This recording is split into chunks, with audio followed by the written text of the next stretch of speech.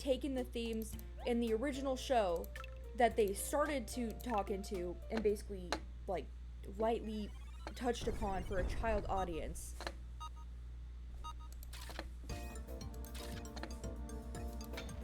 Ooh. They need an actual fire? What? That's weird, because I'm still...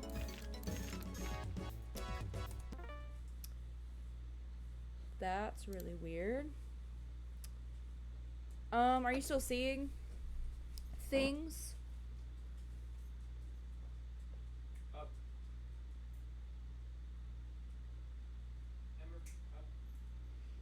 Okay, cool. It might be because there's a huge storm coming through. So, I mean, as long as it's back, cool. Um, I just paused really quick because I wanted to make sure it wasn't something on my end. I think it's just because there's a huge storm blowing through right now, so it might be a little finicky.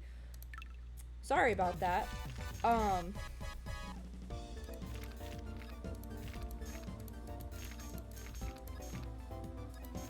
yeah, they take out a lot of the funny bits. And like, and that's like the thing, that was what was so great about the original like cartoon, is that they had, yes, they had their serious moments, but the comedic timing of it was also important, which gave you a break from the seriousness, which made the seriousness of certain parts have more weight to them and made them mean more, because you can't just have all seriousness all the time. It doesn't work. It doesn't keep you engaged. Okay, but it's fair to dunk on Korra because like what this like what Nickelodeon did to it, it could have been so much better of a show than it turned out being. And that wasn't like the animator's fault or anything. It was because Nickelodeon kept messing around with like when they were gonna release things and being like, oh, we're gonna cut this short and actually we're gonna give it more time or whatever. So just one of those things. And so it could have been so much better, but at least, but yeah, like you said, at least Korra is funny. At least it keeps the core, and Korra is mostly faithful. Like, yeah, like what you said. Like, I wouldn't say it always had, I don't think I always agreed with the takes that they made, or with the decisions that they made for things, but they were always faithful to how, like, the original story was.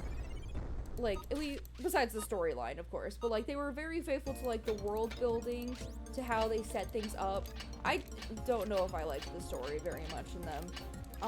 I also didn't really like Korra as a character, just because she was very full of herself in a way that I did not. I just don't really like in characters. But that was more of a personal preference. But like, at least it was funny at parts.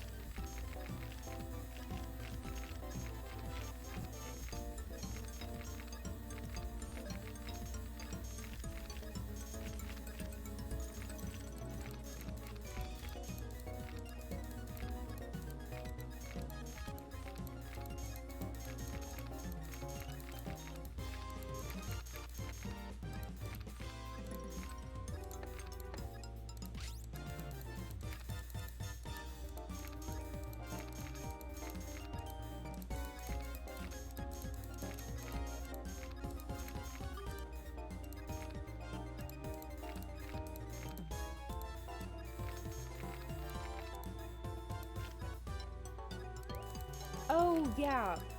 I did like the Bender versus non-Bender plotline. I wish that they had been able to put more effort into it, though. Because it definitely seemed a little rushed in, like, the first season. Ooh.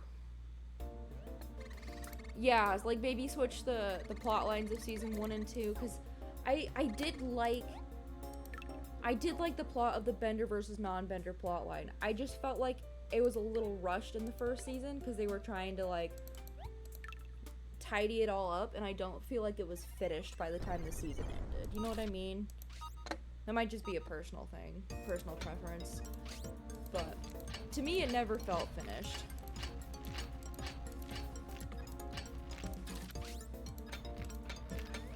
don't know, Korra also just had a lot of really weird plot elements in it. I did like I liked the B plots that were in things more than like the main plots. And I did like how they explored the like mixed bending things. Like metal bending and lava bending, and how like basically metal bending comes from like mixing earth bending, and I think it wasn't water bending. Was it fire bending or something? I don't remember. Yeah, the B plots were better than the A plots.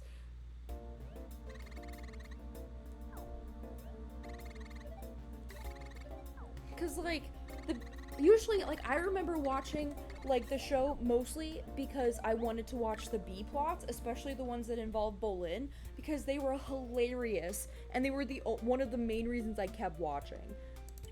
And then like the A plots were like fine, but they didn't really capture my attention as much as the B plots did.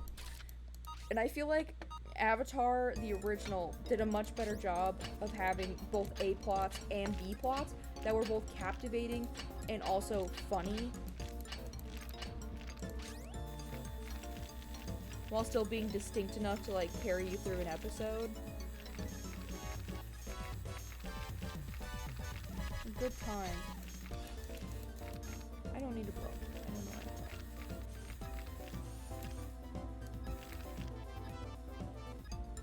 Yeah, like I feel like people get I think part of that is because there's like myths that people still believe to this day that lava's slow, but lava moves so fast. Like, I know like if you look at it, it doesn't look like it's that fast, and yeah, maybe it's not like tsunami fast, but it's still like fast enough that like you might have to like run, and you might still not get away from it.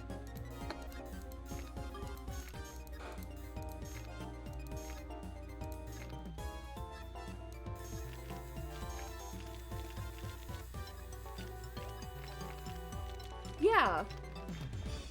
Like, it's no lightning bending. Lightning bending is so mid.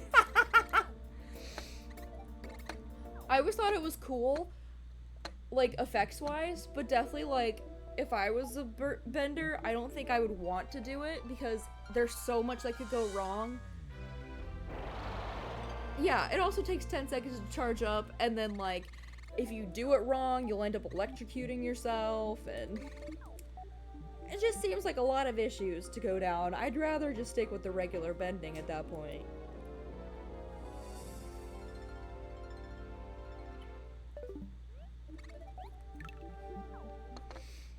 But yeah, lava bending is not really that slow. It's just not as fast as some other bendings, which, you know, is fine.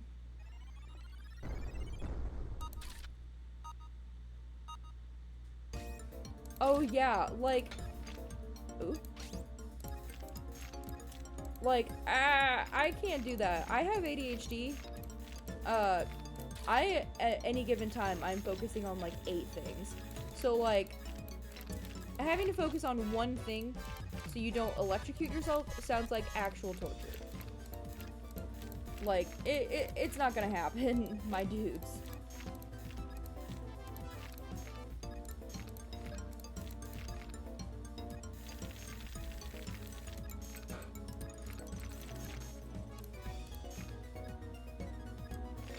Oh. Okay, there we go.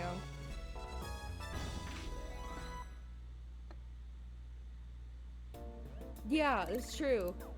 Like, the only other person who maybe had maybe not, like, I think she still had to charge up, but it was a faster charge up, was Azula. Like, she still needed to charge up for it, but like, she could still do it pretty fast. But you're right, Ozai was the only person, at least the only person shown, that could just do it with no build up. So like, yeah, half the time. Sometimes I feel like she did the charge up just so like she could show off. But who knows? Yeah, and lava bending doesn't need charge up. And I loved what they gave Bolin the lava bending powers. I was like, he's funny. He deserves to have a couple of W's, man.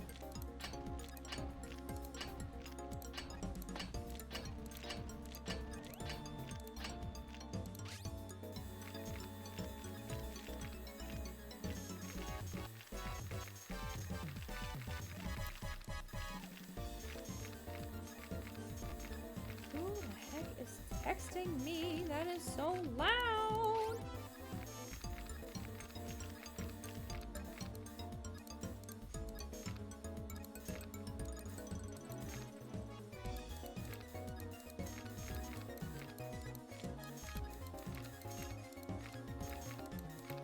Oh yeah, the cutscene for him is pretty cool. And I don't know if they slow it down just because like it's talking about like the weight of repercussions lightning bending can have. Cause I'm pretty sure that's when he was talking to Zuko about it before Zuko got mastery of it. But who knows, maybe his is really slow, but he might also be slow because that means he has more control over it. Oh my gosh, Iroh is a very good character. I don't know if I ever had a favorite character in the show. I just really liked it. I guess if I had to pick one, I'd probably say Toph. But I always just really liked watching the show. I don't know if I ever had a favorite character. There was something good about each of the characters that made you want to see them.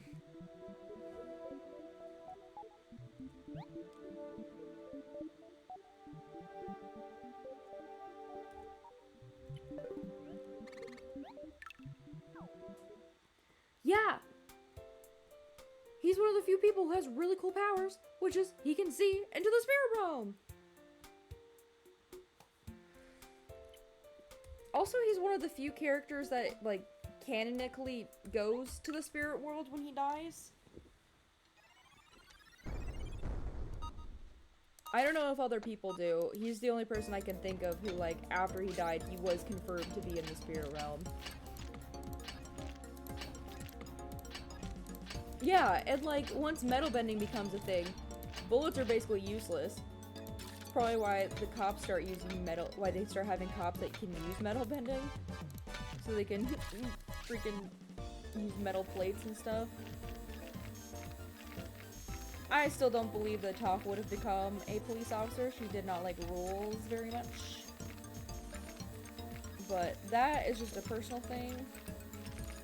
But also as someone who doesn't like rules, maybe she liked the fact that she could help establish rules that would benefit others in a way that wouldn't be suffocating. Who knows?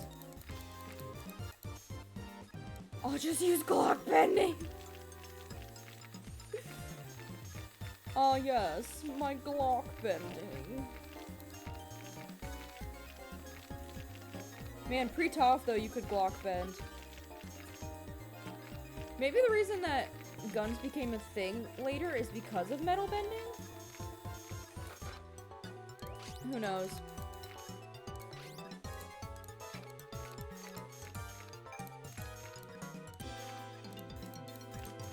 Because they don't start having, like, machinery that's, like, super, that's more modern and technologically advanced until Korra, Legend of Korra. Combustion bending. Oh my gosh, yeah. Combustion bending literally has 100% death rate as far as we know. Because there's Combustion Man, what was his official name? Sparky Boom Boom Man or something? And then that other girl who had combustion powers, she also died. And they both died because they blew themselves up with their own bending.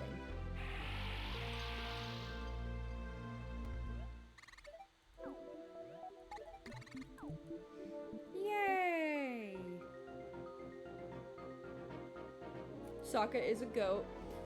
I love that he has such a great character arc.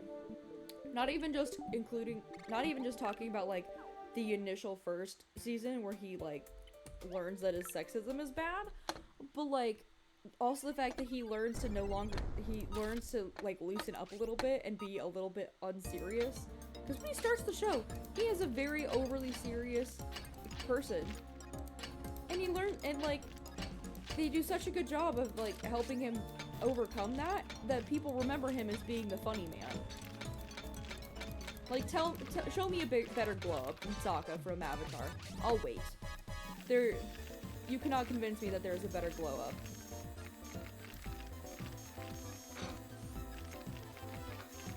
There's no green on this fossil. Just look away. It's not there.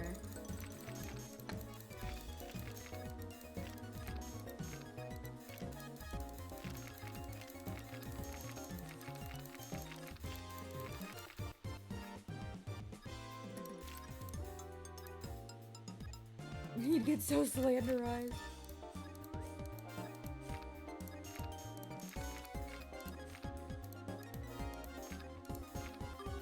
Yeah, he also learns to be a fantastic leader and get over his insecurities. Yeah, that too.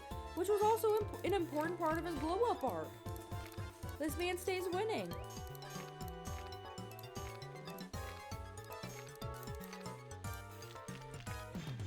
Yes, Sokka's Master is a very good episode. Heh, nice, 69. Zuko Alone, Tales of Bossing Day, they are very good episodes. I don't know if I'd say I have a favorite episode, just because, like, at least not any that I could think of off the top of my head, but those are all very good episodes, and, like, they're definitely ones that I rewatch a lot. The first time my sister watched those, I watched them with her, and she had so many emotions, and I was like, I'm glad you're experiencing this the way that I experienced them back when it was first airing on TV, the way that the Lord intended. Having no spoilers whatsoever, you don't know what's going on, and suddenly you are having to deal with very strong, very important emotions. Welcome to Avatar.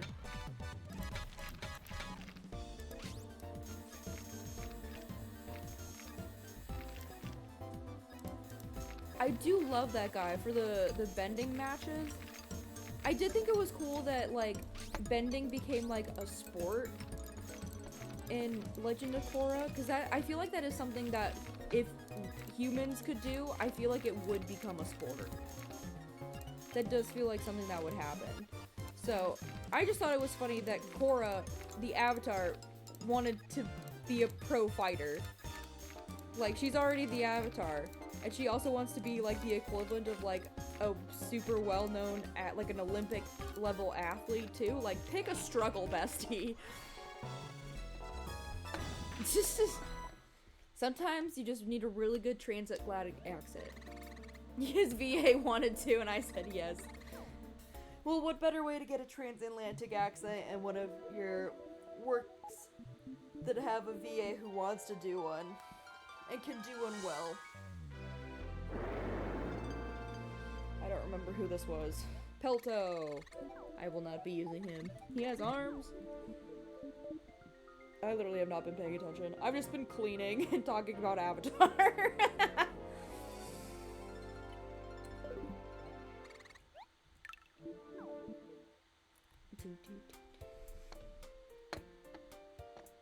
I don't know. I feel like people in Belgium would have an accent. I just don't know what it would be. Like, I'm sure they have one.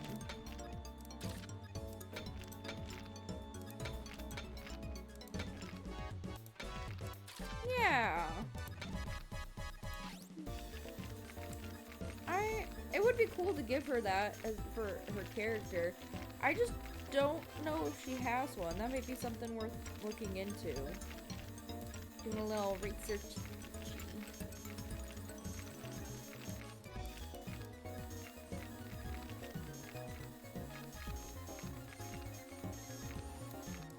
Man, one of my friends the other day was making fun of the Google AI system and was asking it questions about music. And it's especially funny because she's someone who majored in music in her undergrad studies. She's going to get her master's to be a music therapist, I think is officially what she's going for. And every time the AI would answer it so incorrectly. It was actually kind of hysterical about how incorrectly it could answer some of those questions.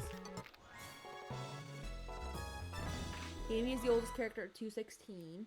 And they're the Fossil Fighters game, so they got first made in 08. Hell yeah. But yeah. Because technically, wouldn't most of them have come alive around the same-ish time? Or at least, like, maybe not all of them, but at least some of them?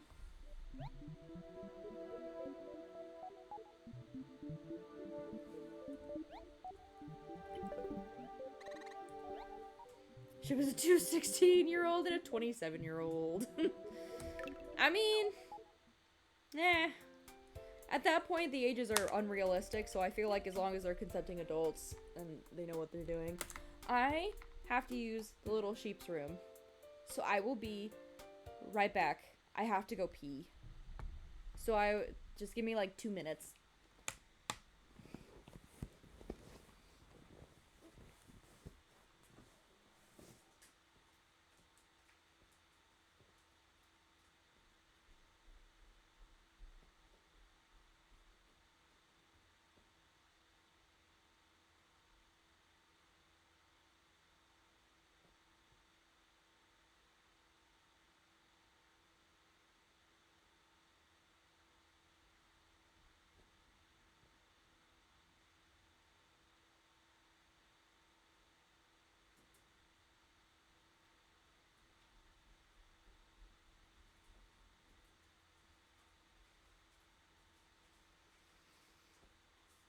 Okay, I'm back.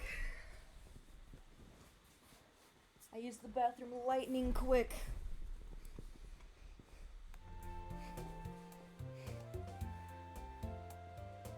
Okay, so they're 35.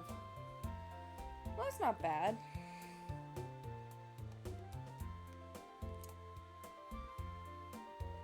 It could be worse.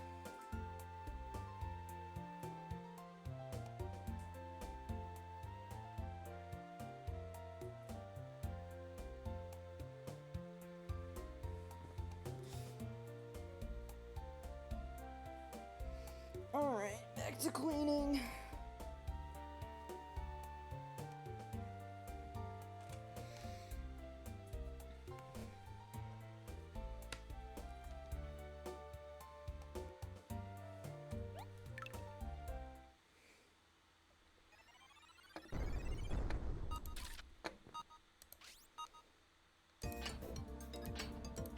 Okay.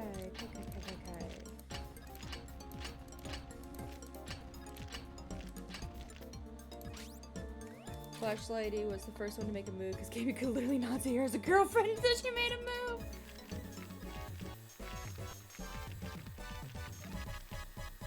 And then Baseball, despite being pretty tired, is an excellent wingman. We appreciate Baseball for his service. Also, we pour one out for Flashlighty.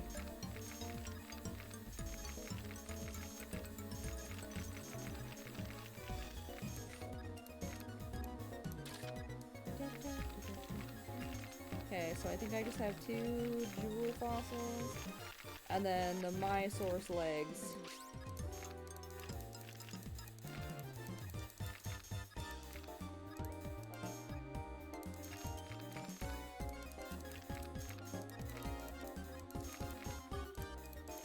There we go. We got Flashlighty to confess to Gamey. We also got both Jello and Masky to tell each other they liked each other, and when Jello asked, she said yes. Love that.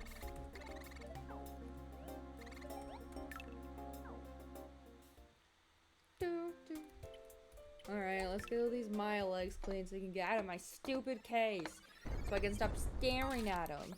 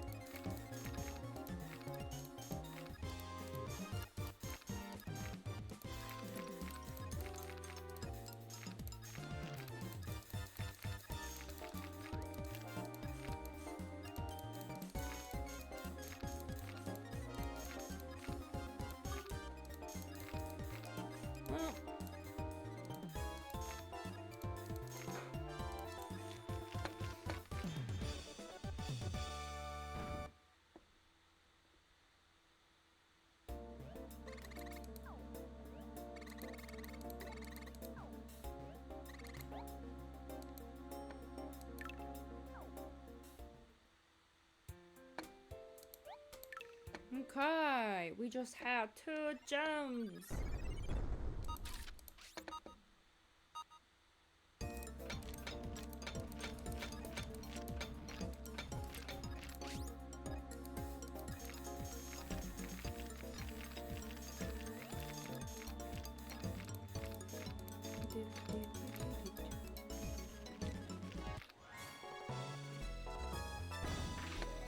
Okay, we just got 1 more gem.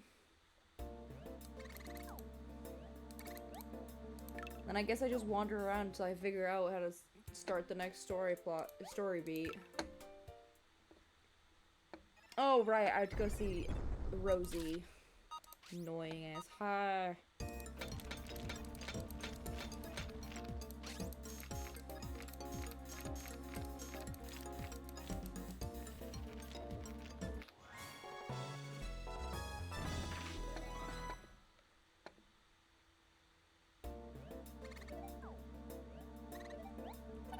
No.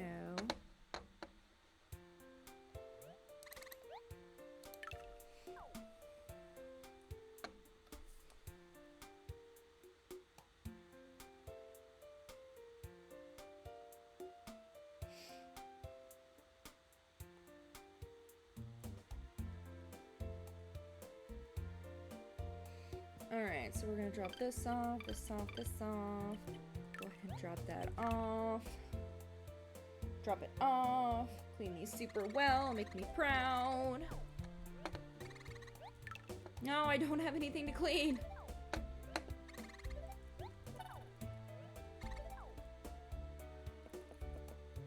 How many donation points do I have?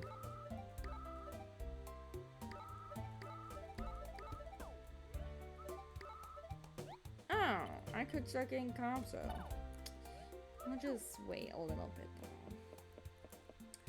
Okay, let's go sell these gems and then go see what the hell Rosie wants from me.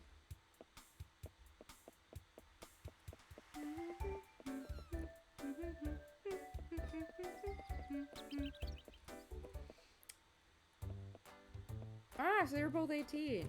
Good for them. Teenagehood sweethearts. High school sweethearts equivalent.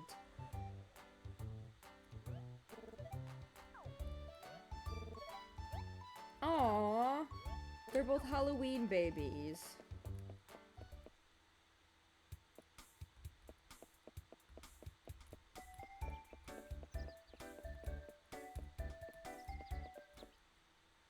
That was when they met. Okay, so I assume I'm not going up to Rosie's room. I assume I'm going up to Mr. Richmond.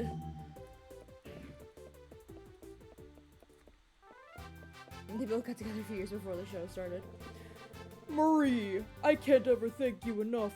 You saved my granddaughter. You have my sincerest thanks. So, Grandpa, why do you think the BB Bandits ran after the idols?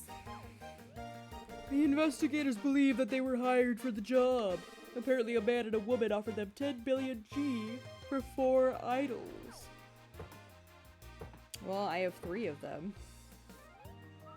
Wait, someone is willing to pay money for these things? A lot of money? But why? I wonder if there might be more to these idols than we thought. Some kind of hidden secret? I'll have Dr. Diggins take a closer look at them. He took my idols. I earned those. Those are mine. Okay, that's kind of cute.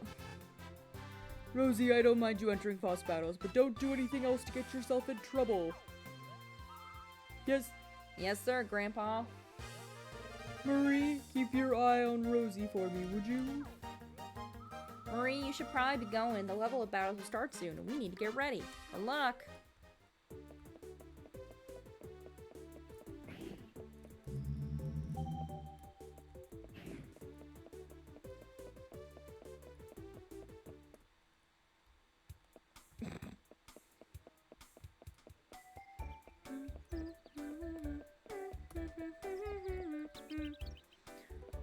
I can't believe she stole my idols, though. Like, he stole my idols. Like, I earned those. Like, I know they're worth a lot of money, but like, dude, Those were mine.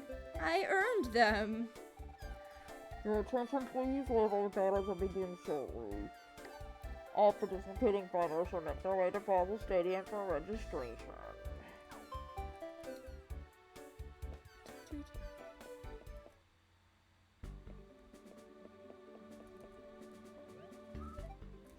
We are currently accepting entries for level up battles. Would you like to begin your level up battle? May I please see your fighter's license? Ah, yes, Marie. Level 5 fighter. First is the cleaning test. When you're ready, head on through the door to your right. Alright, let's clean. Let's do our cleaning test, lads.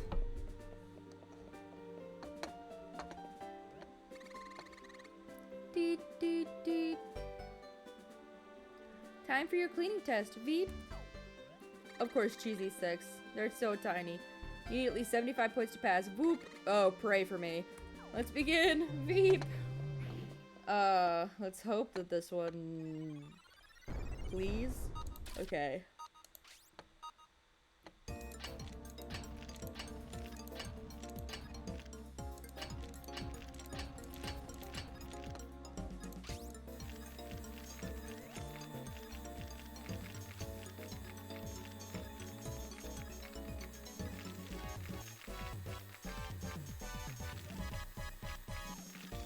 Let's hope I can actually clean this mofo. I just think it gets so much worse after this. Like, it goes up to like 80 and then 85, and I think it goes up to like 95 at one point. Like, don't.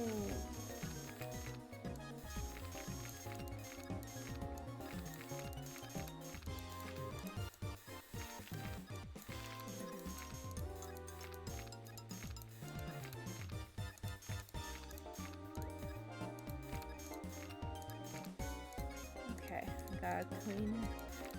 I'm focusing so hard, I gotta clean this so well.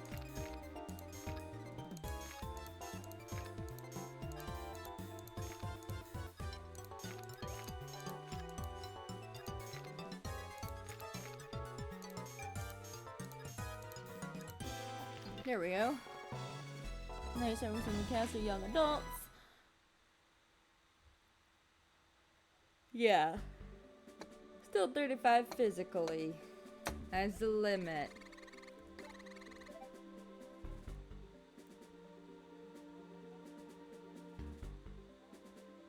Ah.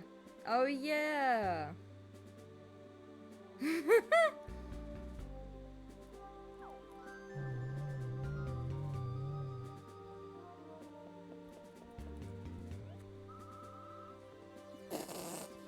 You just randomly become Jello.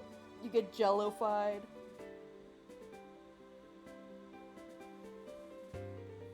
Congratulations on passing your cleaning test. Next is your fossil battle test. For this fossil battle test, you'll have 3 battles, 2 preliminaries, and a final battle. This time you'll need to win each battle with a fixed number of turns. For the first preliminary, you must win within 12 turns. When you're ready, go on through the door to your right to the battle area. Yeah, you just need the hat.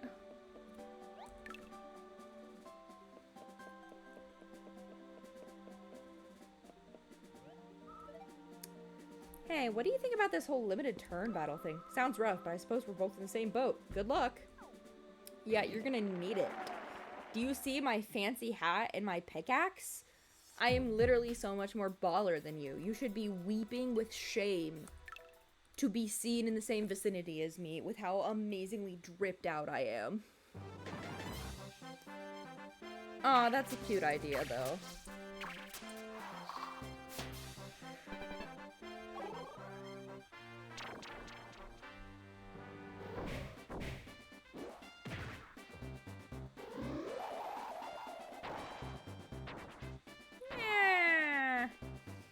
only a little bit of damage. It's fine. We're fine.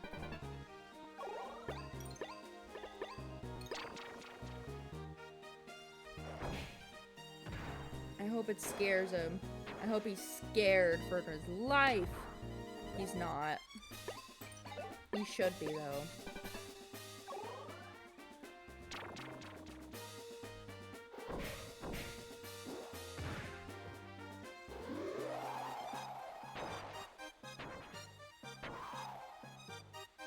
Don't kill him. I need him. I need this dinosaur. Let's just try and take out as much of Ninjas as we can. Might as well.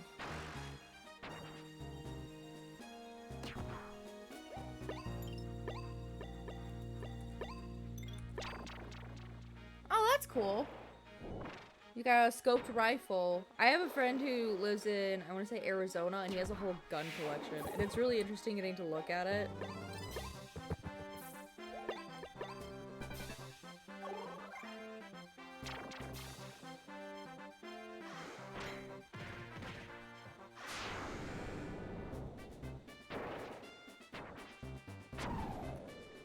Ah, you poisoned me. Oh, no poison.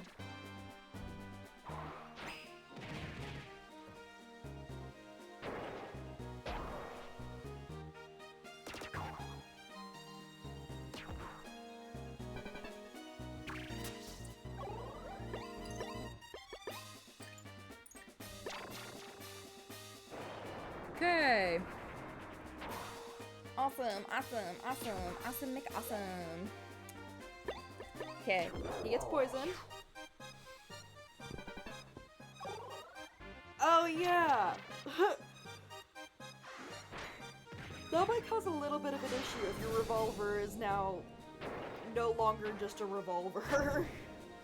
Mayhaps. It's just, yeah, he can just pay for a new one, it's fine, he's got it.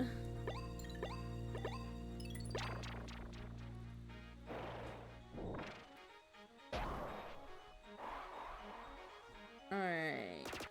We are doing this. I have not been counting how many turns we've been going through, so I'm really hoping— well, I guess we already killed him, so it doesn't matter, but let's hope it wasn't 12. License to kill!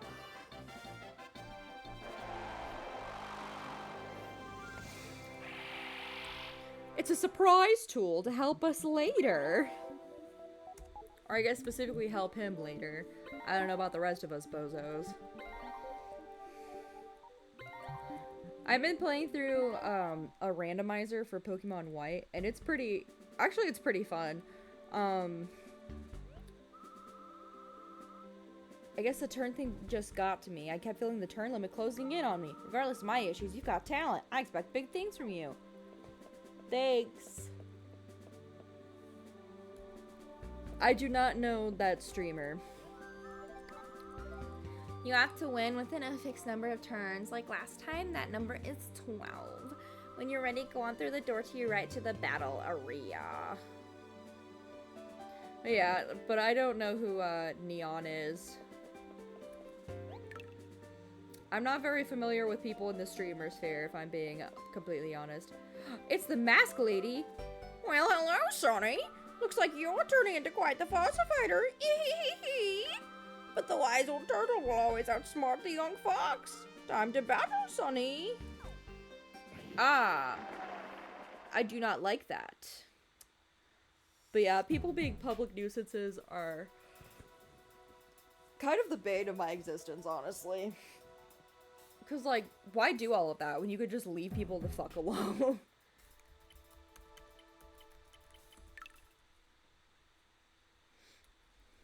Like, how hard is it to not mess with people in public? I do it every day, and it's so easy.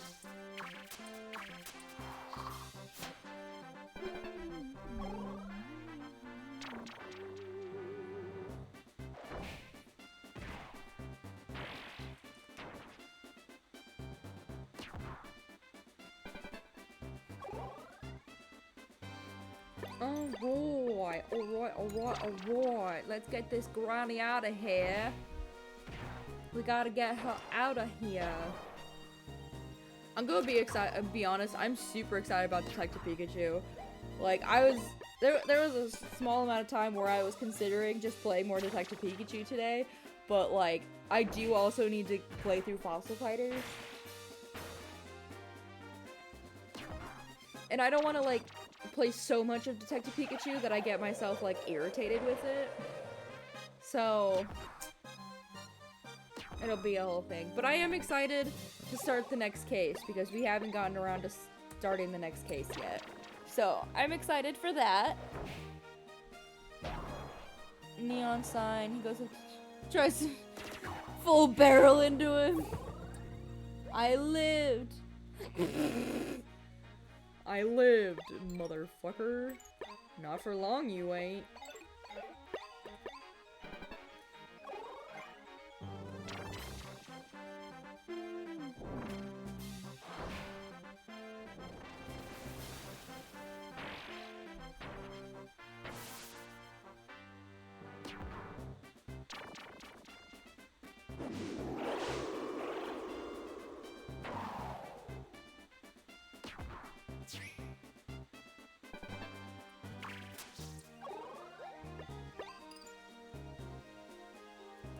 Okay, let's go ahead and just move him back because he's gonna be useless. Let's go ahead and poison spin him. Ooh, that's cool. Well, since they're probably gonna be, well, but I don't want to use more Misty than I need to. Yeah, well, they're gonna be dead next turn anyhow.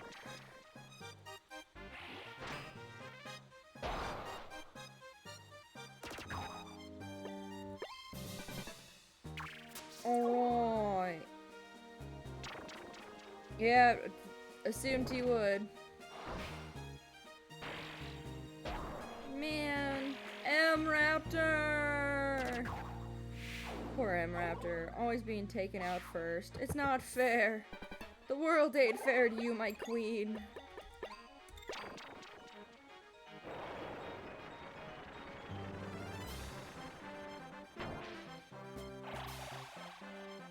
Yeah, it's probably helpful that you have someone from the state of Texas to do a country accent. I can do one, but it's very bad and overstated, mostly because I find it hilarious to not do it correctly or well. Because my best friend and mod is from...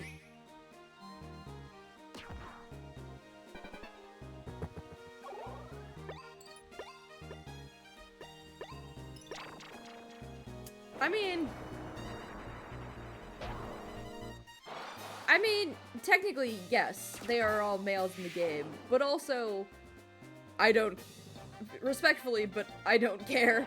I'm gonna use gendered terms that I think are funny for the moment. I choose to ignore the actual what they said, and I'm gonna do my own thing, and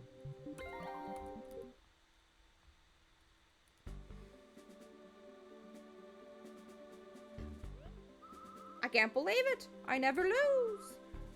I think I need to sit down. Bye, Grandma. Have fun breaking your hip. Congratulations. You made it to the final battle. You have to win within a fixed number of turns. This time that number is 10. When you're ready, go on through the door to your right to the battle area.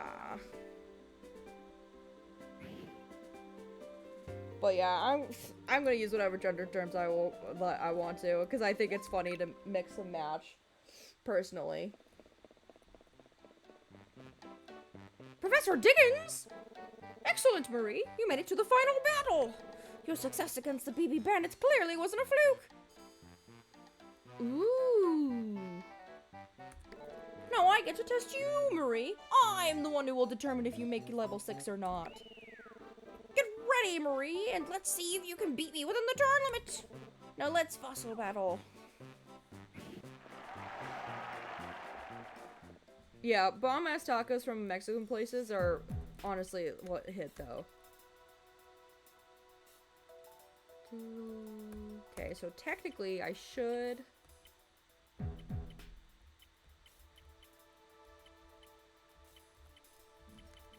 There we go, let's go, let's go!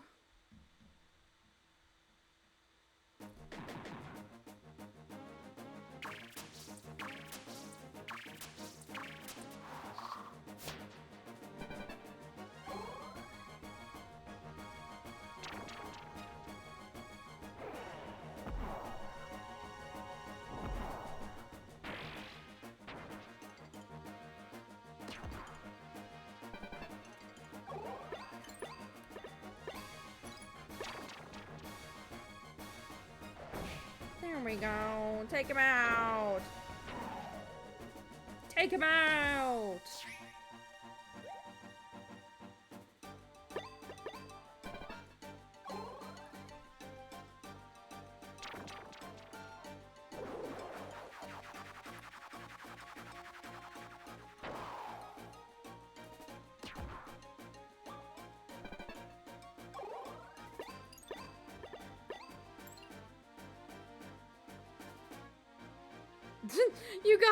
You got bell peppers.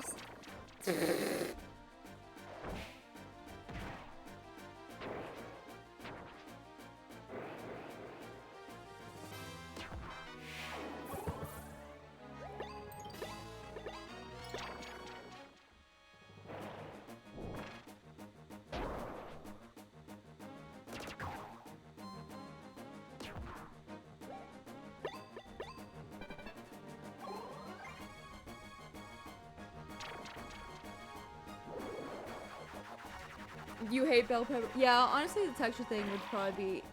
I love bell peppers, but I can understand... I can see why some people wouldn't like them, because they can be a little bit of a texture nightmare. Hello. How was moving your dresser? Did it rain on you? Well, that's good. Okay, well we might as well just attack and get that out of the way because we know they're probably not gonna get a chance.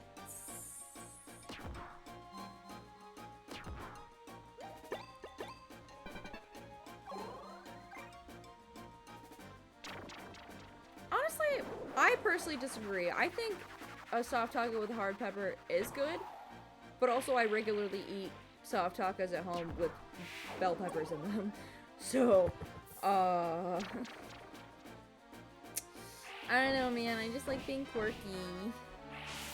Ooh, steak tacos. He's in the bathroom.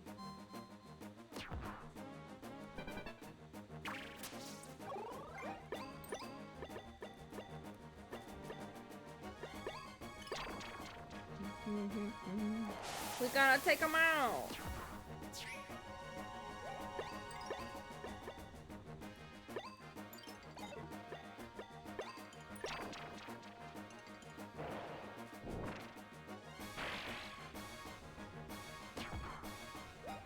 Okay.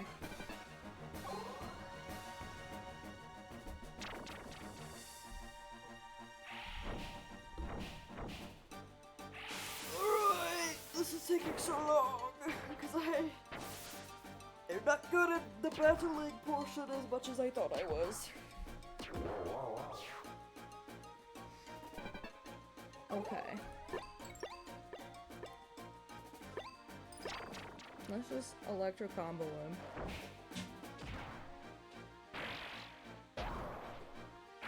Okay, good. And then I'm going to swap in and hopefully take them out.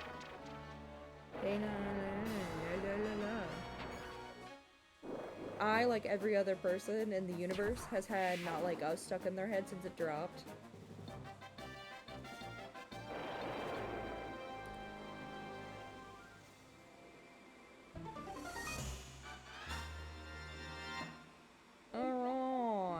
Level 9 Electro. I really should save up and get the foot fossils. I gotta get these bitches some feet. Some feet. I gotta get my fossils some feet. Why are you saying penis? What's with you in the penis? I won't.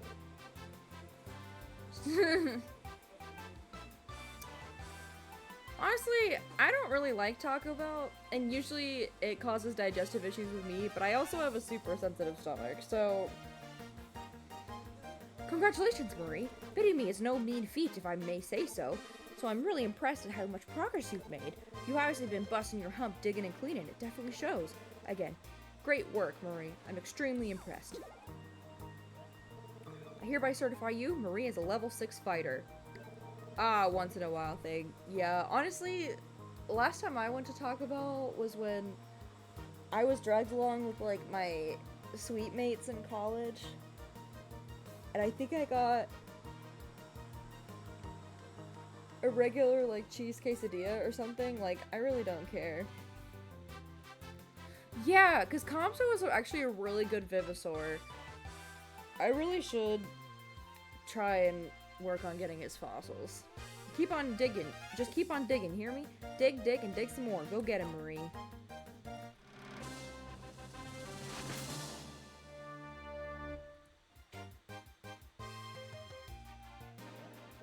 Just one more step before you make Master Fighter, Marie. Good luck. Oh. Oh. Never mind. There's just one more step until mastery of being a fighter. Unfortunately, I also have to be arrested for tax evasion and fraud first. Marie, you leveled up already. Stego, Kamsa, and Patera, honestly, that would be a good team and also horrific to battle, though. Somehow I'm not surprised. You're a natural at this and you just get better every time.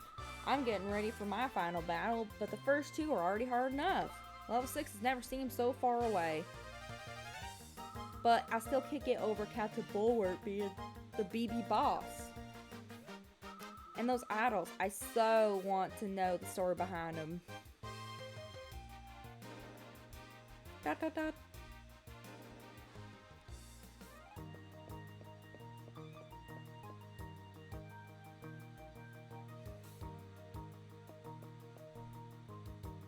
Yeah, you're right. Donation point Vivasaurs. And he would probably have them as a researcher. One more thing, Marie. Would you meet me at the park tonight? I want to talk about something. So, I'll see you later, then. Okay, bye. Yeah, true. The samurai has F-Raptor. See, but I'm probably gonna get Compso, so it's probably better that he doesn't have Compso, because, like, I don't want to be twinning. It would be embarrassing.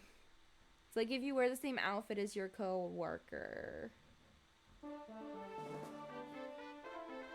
Awoken from the fires. Yippee.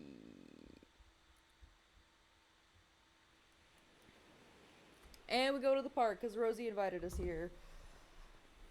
Ugh. Ugh.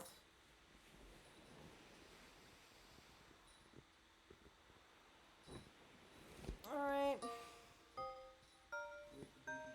How do I walk from up there? What?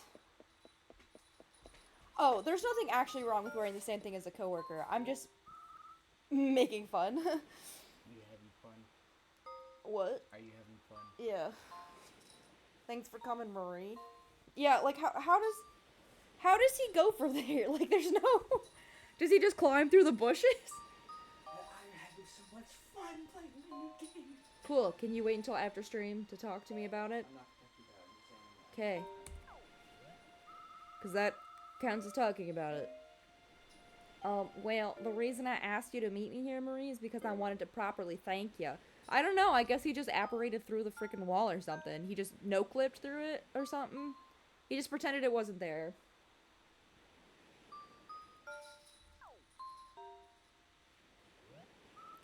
A ham.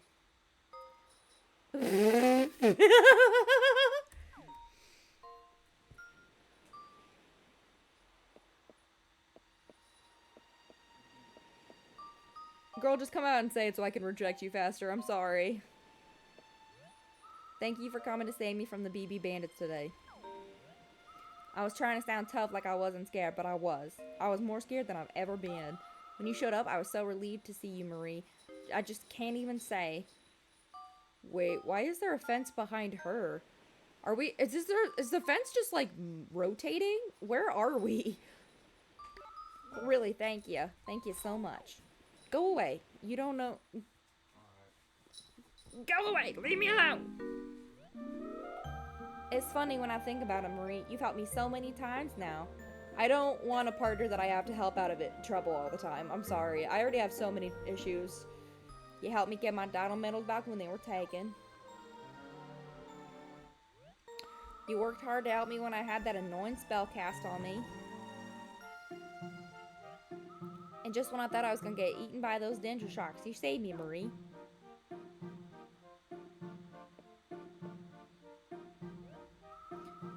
With all the trouble I've caused you, you must really hate me by now, huh? I don't know, I don't think she's that bad.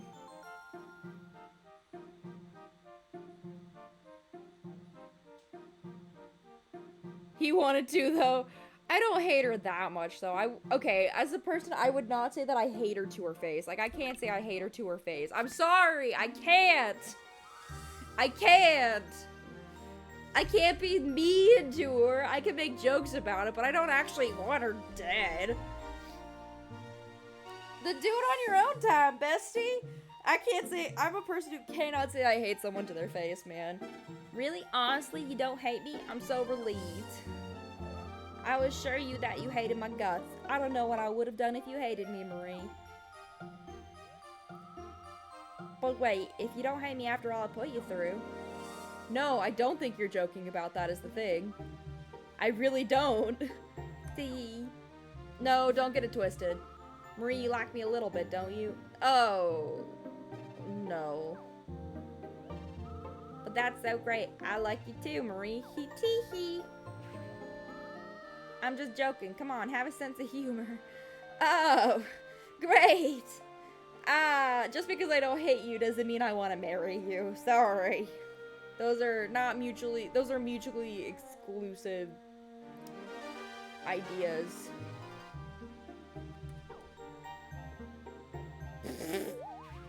And he's blushing! That's funny. I love how he, like, wipes away his blush, too. Like, me too, queen. Me too. One thing's for sure, Marie. Life is never dull with you. Well, I'd better be going now. Grandpa will yell at me if I'm out too late. See you tomorrow. Bye-bye. I do like her little wave, though.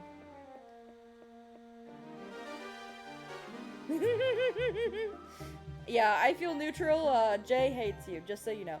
Oh, one more thing. Don't do what I was worried you're gonna do. Don't. This is the thank you for today.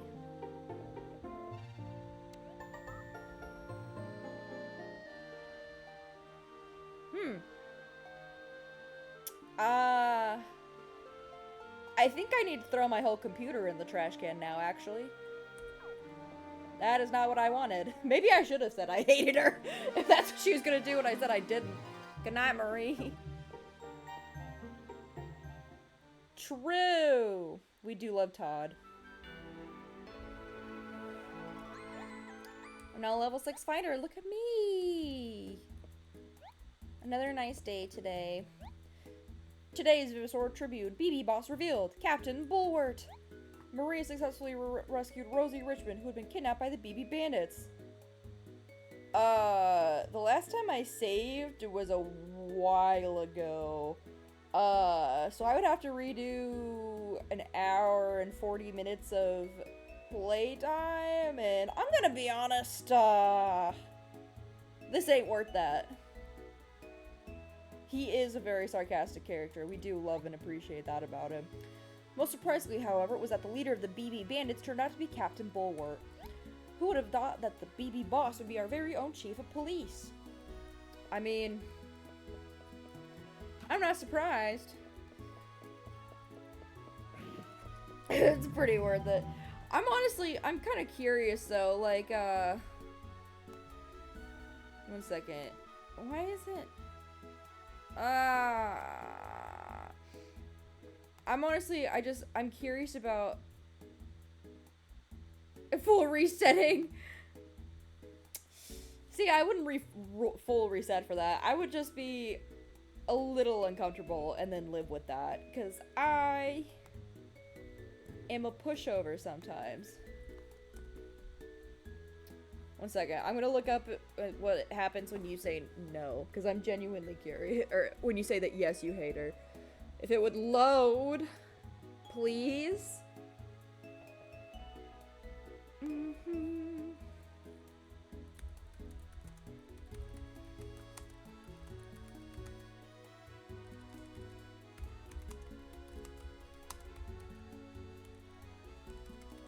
You hate her.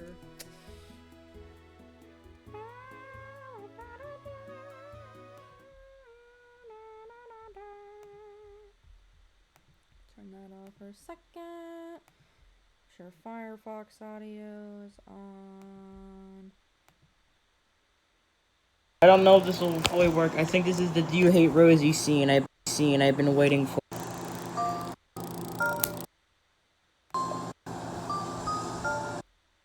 You. Okay, 95. Just hurry up, please. That's really what I said. I was like, just hurry it up. This is Cool Kid 95, by the by. Thank you for coming to save me. Okay.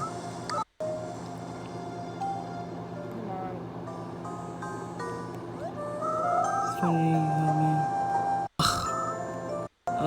Stop. Ends. We're gonna run out of space on my phone. Please. I just want to know what happens when you say you hate her. Hate me now, huh? Here we go. Do you hate Rosie? Yes. Yes. But. I gotta see your reaction now. I guess I don't blame you. All I've done is cause you trouble. Yay! You know, I'm going to make it up to you. How about pizza? No! I'm in trouble. Oh, that's good, I guess. So just don't hate But just don't hate me any more than you already do, because I'm going to make it right. Alright, fine. As long as we get this over with. Well, I better be going now. You're going at me from. Well, she didn't cry, but she definitely... See, I can't do that to people. I knew it would upset her, and I'm a person who cannot go through with upsetting people. I'm very bad about that, but I cannot upset people. Anyway.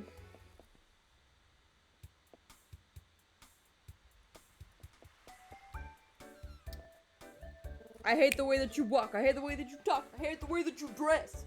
I even hate the way that you say fella. Because I can't say that word. It doesn't even have to be deep, I guess.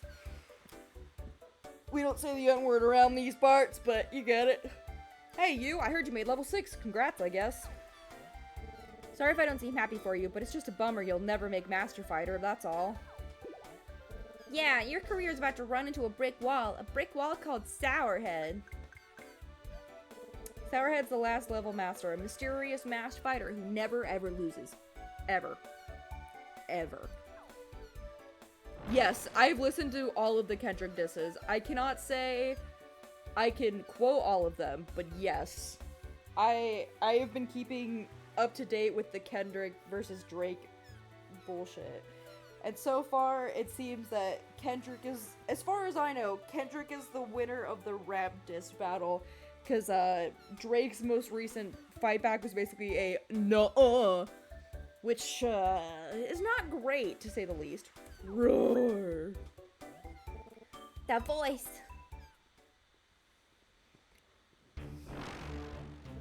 Roar! It is myself, Sauron. Saw, dude. Oh my gosh, I was also listening to Not Like Us before stream. Oh my gosh. You made it past the chumps, punk, but you're in the big leagues now, and your mama ain't here.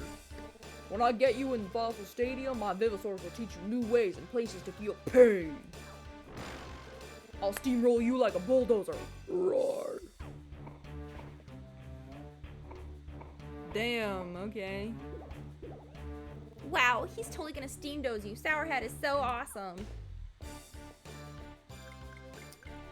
You should just retire right now. We wouldn't think any less of you and you'd get to keep your bones.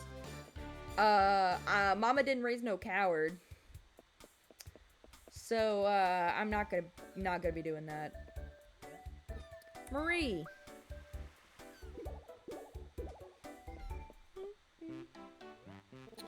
There's a favor I'd like to ask of you. I've been examining the markings on those 3 tacky idols, and it looks like there should be one more. So while you're out looking for fossils, would you also keep an eye out for one more idol? I hate the way that you do walk. I hate the way that you do talk. I hate the way you do dress. I hate the way that you do dish. Cause when I do, I'm gonna be direct. See, cause even Sourhead doesn't. He at least is honest about it. Cause yeah, he's pretty strong. Hi, baby. My kitty cat came to say hi. No, no take backsies. No take backsies.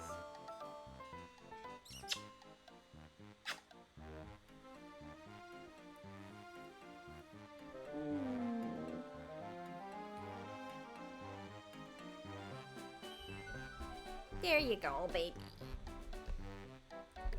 Since you found 3 of them already, I figured if there's one I can count on, it's you. Search for the idol.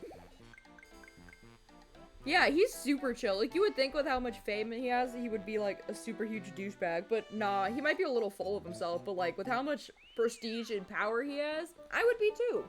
Thank you. Okay, let me see your sonar system. I'm gonna install a chip that will make it detect idols. Scratch, scratch, scratch, scratch, scratch. I'm scratching the baby. There you go. Now your sonar will detect idols too. Of course, it'll still detect fossils as always. Now that you're level 6, you should be digging out and Mount Lava Flow. There are some good bosses out there, and with your last level of battle coming up, you'll need them. You can do it. You can make Master Fighter, and you can also find the remaining idol.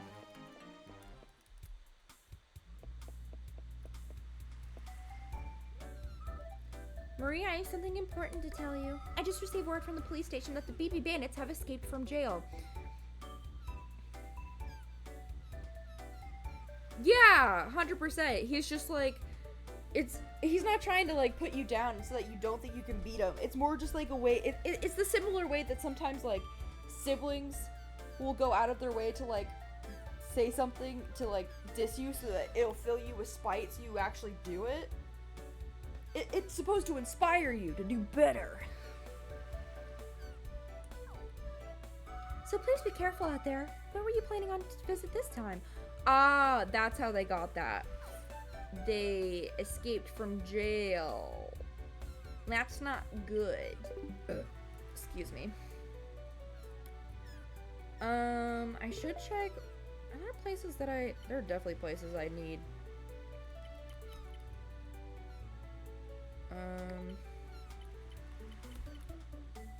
Honestly, I don't have her. Okay, so I probably should go back to Bottoms Up Bay and get those last Vivasaur bones. Yeah! Similar character archetypes with Blue from Pokemon and Sourhead and Fossil Fighters. They, like, yeah, they kind of seem a little big and full of themselves, but they're going out of their way to try and motivate you to do better. Maybe the way they do it isn't exactly the nicest way. Oh yeah, his stands are just like, they're basically like, you should just like quit and like not even bother trying to battle him, and you're like, I'm fucking sorry? Like, I'm sorry, are you the one who is the renowned Vivasaur fighter, master level Sourhead? No? Then why are you talking to me? Because as far as I'm concerned, you are beneath me in rank.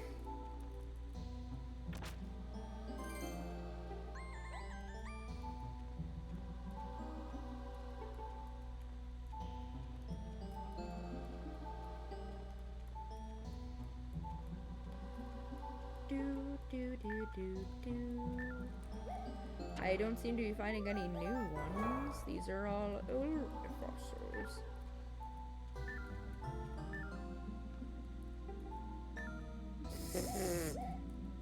know I have a Compso, right? He's like, You're like, actually, like, I remember the first time they said that to me when I was a younger kid, like, the first time I played through that, and I was like, okay, old man, like, I'm sorry, but my team of Vivosaurs is really freaking awesome, and, you should pray to your mom. Guan is literally so annoying. The first time I fought a Guan, I didn't realize how much of a threat it was, and it turned into a freaking T-Rex, and, like, never again after that. Never again. Meow. You're being so baby. Do you know how baby you're being?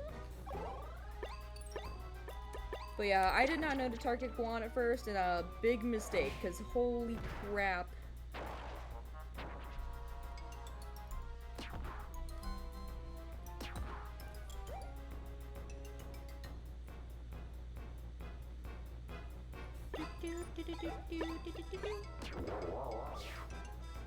Why are you sitting in my lap like that, you weirdo? You sitting in it face first?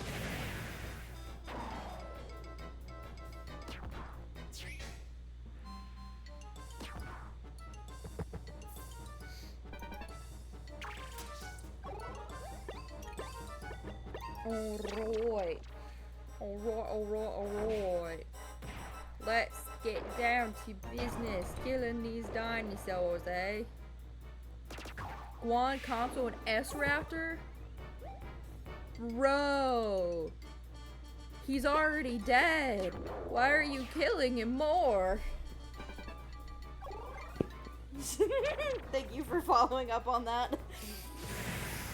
But like, you brought Guan, Compso, and S-Raptor? Bro, at that point, you might as well just bring the shovel to fucking bury him with. Like, you've done everything else.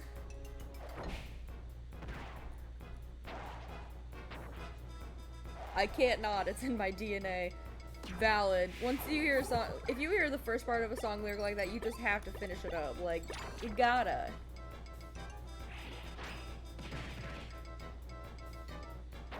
Wow. I love the single digits that M-Raptor does. I love them so dearly. And now my cat is being super weird. Ollie, what are you doing?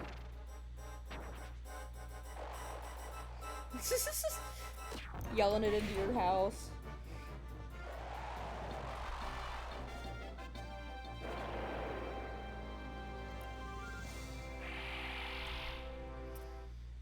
Thank you for this wonderful jewel rock. Ooh, V-Raptor's level 10. Hip hip hooray!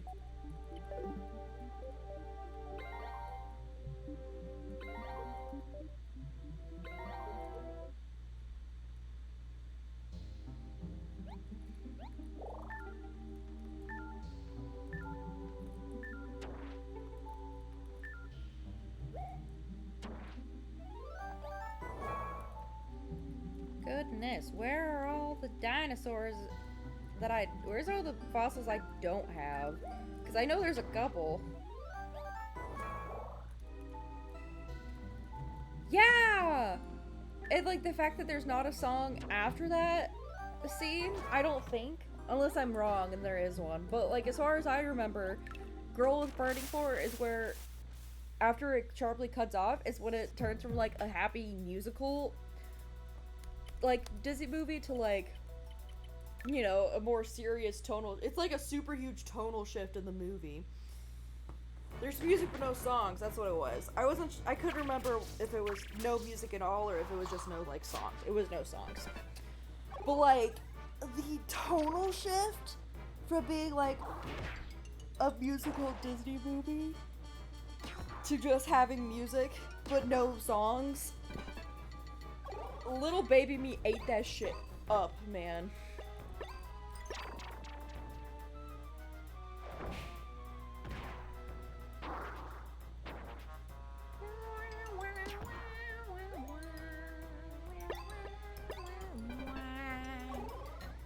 That is a pretty good scene, especially because they use the firework I don't know if it's a firework, but like they basically fire like a cannonball equivalent into the mountain and like avalanche over top of all of their soldiers. And they're like, hey, you might want to start running. Just maybe. Oops.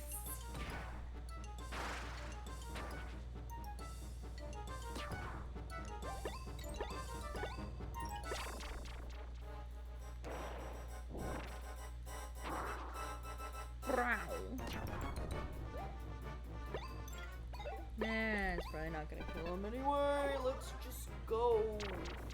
Save the F key.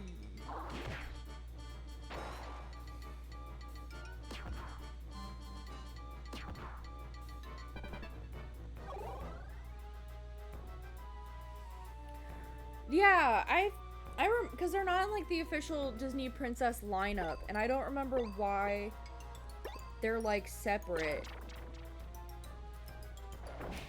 Yeah, I don't know, man. Disney has weird marketing practices, and I could not even begin to break down why they make the decisions that they do when it comes to marketing. But like, Anna and Elsa were like not, like you said, the trademark Disney princesses, but they are princesses. But then there's like Mulan and technically Pocahontas, I think, are not princesses. Like Pocahontas is like, she technically is, but she also technically isn't. She's one of those weird like gray area ones.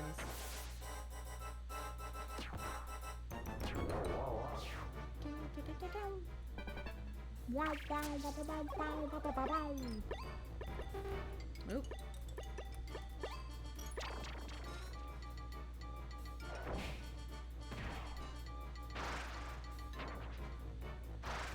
Yippee!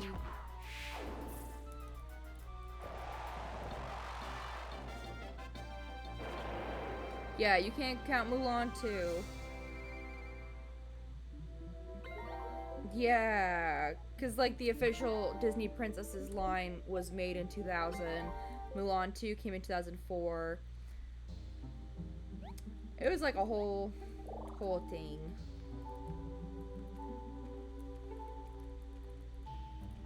I will say I am slightly mad that they chose to use a turquoise. Okay, so she was a princess in real life. That's what it was.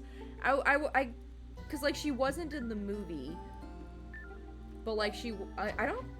Unless she became one in the second movie. But even then, like, I don't know if I would count. But in real life, she became a princess.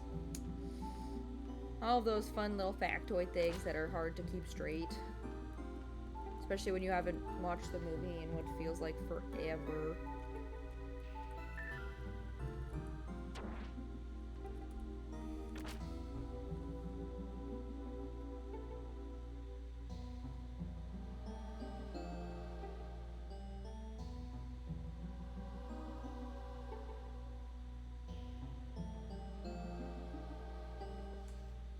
Gosh, what did I just get a notification for? What the hell?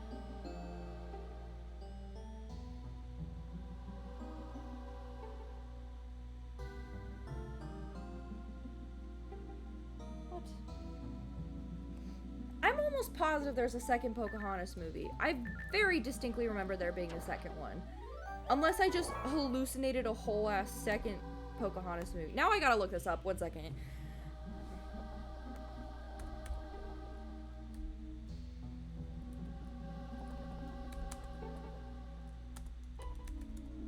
Like, please tell me there was a second one. Yes, there was a second one called Pocahontas 2 Journey to the New World. It's where, in the second movie, she's brought to England. And, it kind of mirrors more, the real Pocahontas story where, she was, wasn't exactly, but she was brought to, England and then married off to someone. I don't remember. Might have been John Rolfe because it was not John Locke. And then there was like all those issues with her being an outsider in freaking England.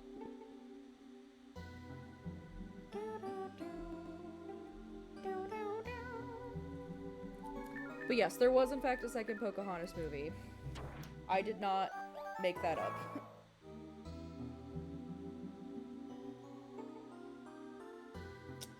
Good to know, I'm not crazy. Tee hee.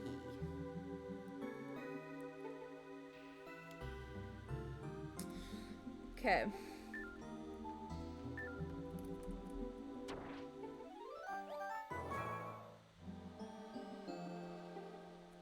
Ooh, new fossil rock, new fossil rock, new fossil rock.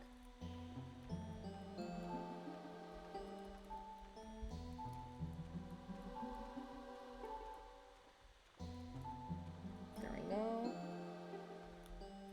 Why? Oh my gosh. Okay. But yes, there was in fact a second movie. I did not hallucinate a whole sequel to the Pocahontas movie.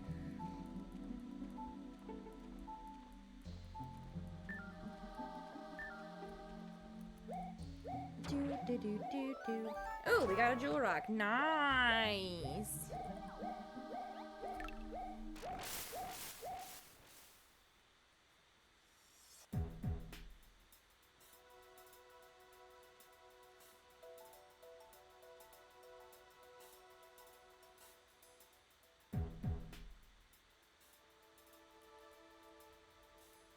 Anyway. Yeah, her movie is a Pixar movie.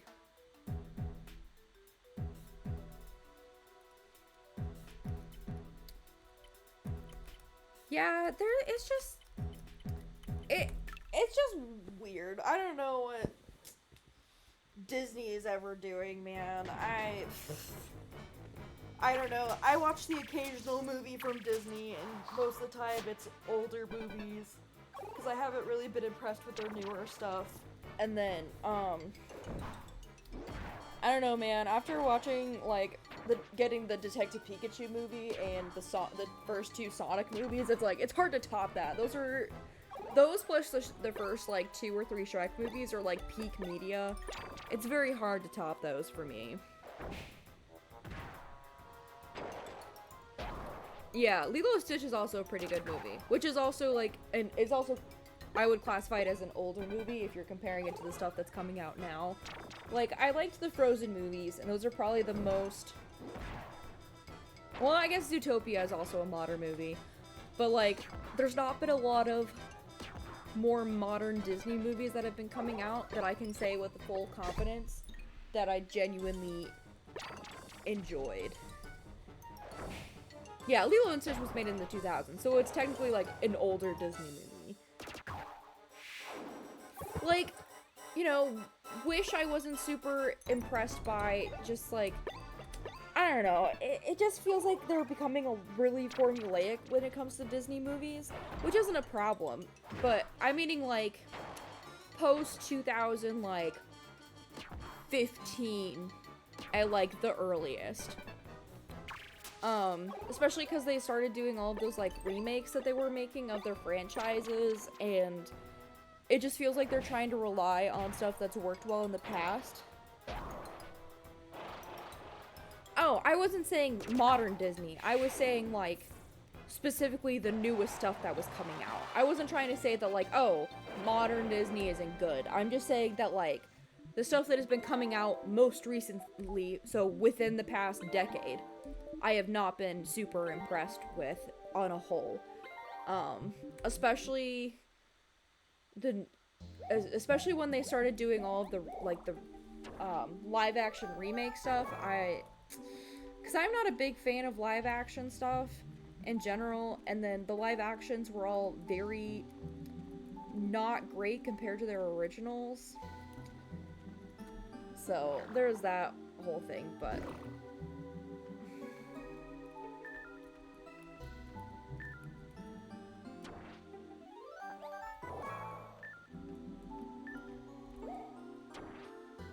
Word?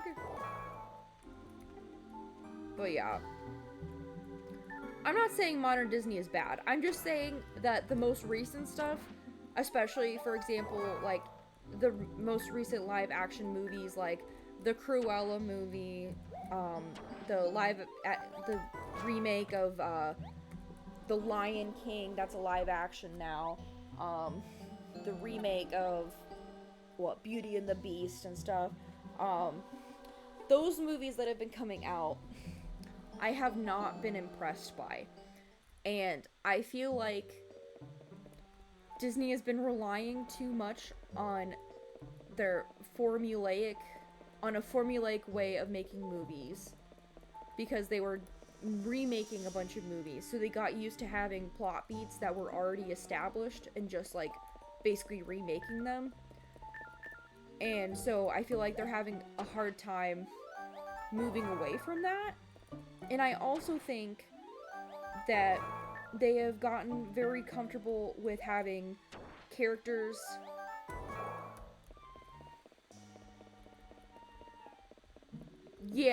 so like I'm talking like the super new Disney stuff.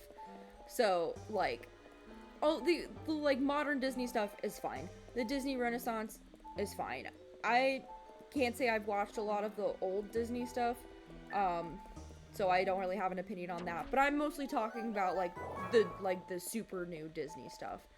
And I do feel like it will take time to fix their issue with reestablishing, bringing like new stories instead of relying on stuff that's already either been established or is like stuff like that. Yeah, Disney Renaissance and modern Disney are where my favorite movies all lie, especially like later Disney Renaissance, early modern Disney. And I'm not saying that like the super new Disney is all bad. There's been a couple of good movies here and there that I have genuinely liked watching. It's just as a whole, I haven't been as impressed with it, and it feels like part of that is the issue that they're cutting off and getting rid of artists and designers and stuff when it comes to those studios.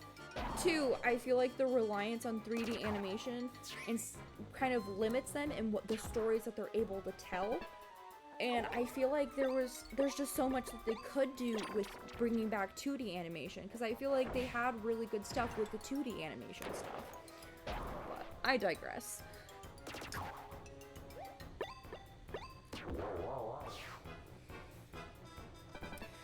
Yeah, they did. They definitely did not start on a great foot. I did like the Encanto movie. That was one of the movies I was thinking of that I genuinely liked watching.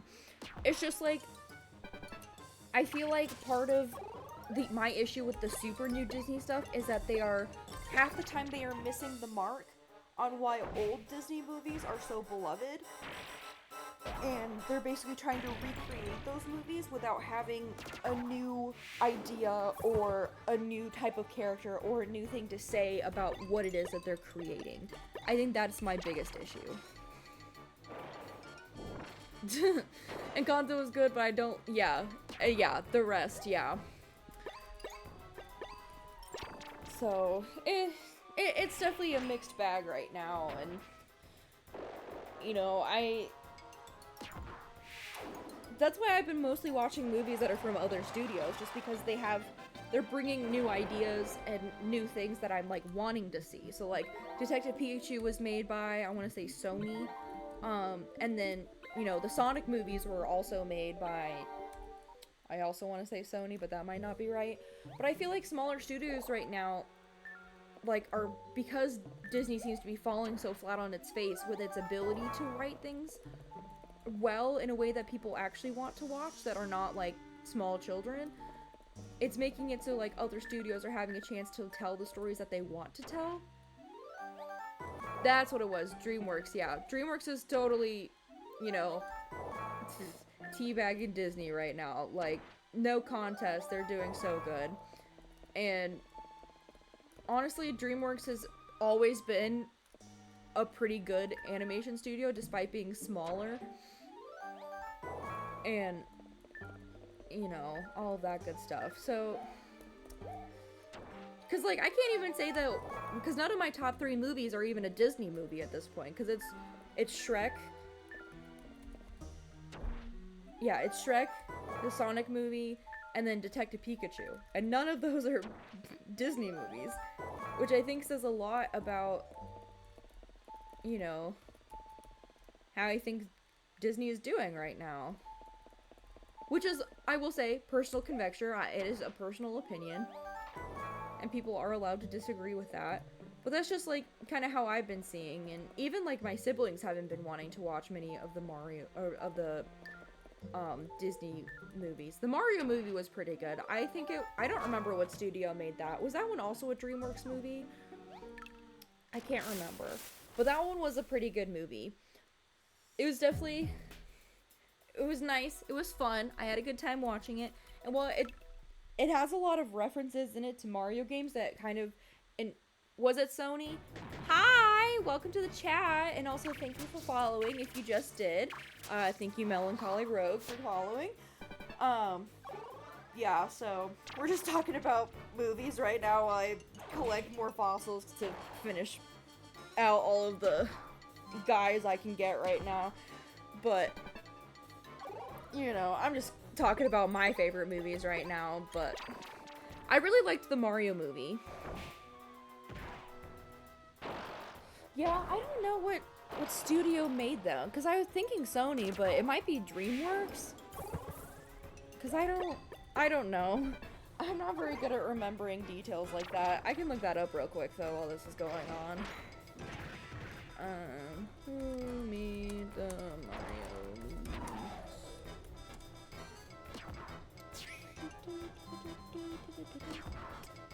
It looks like Universal Pictures and Illumination. So Universal was the one that made it. Okay. So it was not Sony. Yeah, Pixar does have some of the best movies ever. Like WALL-E, Toy Story, Brave, Cars, Up, Ratatouille, like you're saying, Monsters Inc., Monsters University, Finding Nemo, Coco, Soul, Bug's Life, Incredibles, and Inside Out. It just feels like lately they're not having as many movies that are living up to the legacy that Pixar has. And I've just not been as interested in watching as many of the movies that they're putting out, which is really sad. Especially because I, as a person, am very easy to please when it comes to movies. Like, I go in with no expectations whatsoever. I'm just there to watch a movie and have a good time. So that's literally all you have to do to please me. So the fact that, like, I'm not even watching some of these movies that are coming out, I think says a lot. Did I go up here? I cannot remember. I did not. Do. Actually, you can just have that. I'm good. Let's see. How many limbs am I missing between the guys that are supposed to be here? Whoever is the intern that decided to make all of the ones pre-2015 had to have died or lived something. Coco was a good movie. I liked that.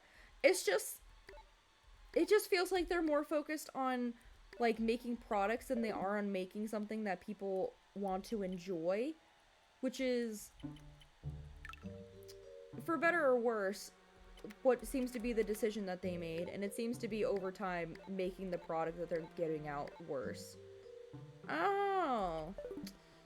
I might have all of the fossils I need from here. So let's go ahead and go back. Let's find one of those little transporters. But yeah, welcome on in to my stream, to the newbies here.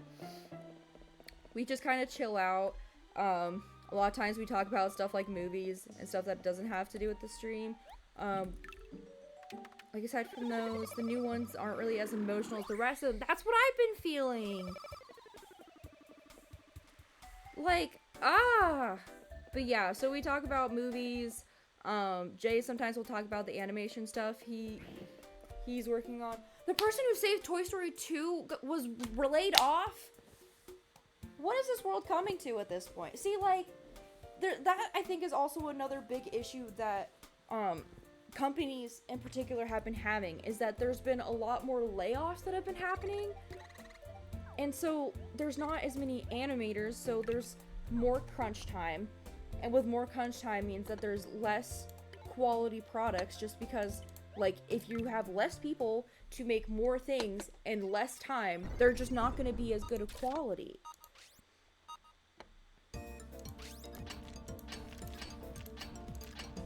So it's just overall, I feel like there's, and part of it also has to do with all of the streaming sites and stuff. I feel like there's like a huge bubble that is being formed that is going to pop, and we're going to either see movies go back to where they were, or there's like smaller studios with more designers, maybe a little more of a shoestring budget, but at least making stuff that has more emotions in it.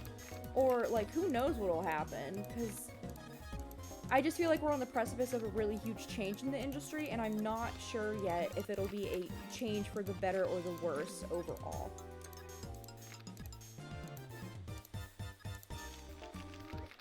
Oh, yeah, with the AI issues happening. Yeah, shady money reasons. Cause yeah, that's also a huge thing. Like, the main reason that they switched to 3D animation, like you said, is because 2D animators unionized and 3D animators have not yet. And like, I know there's people wanting to try and unionize, but there's been like union busting issues and like layoff issues and all of that. And it is allowing places like DreamWorks, which are smaller studios, to have a chance to have some really good movies. And I'm glad that DreamWorks is focusing more on having more quality movies out, because Puss in Boots 2 was a super great freaking movie. It was a really good movie. I really loved it. And like I said, I just feel like we are on the precipice of a huge change in the movie industry, and I don't know if it will be a good change or a bad change. So I guess we'll just have to wait and see with that. Is there a whole new dinosaur that I have to go dig up in there? That's gonna be so annoying. Couldn't you have just, like, not been there?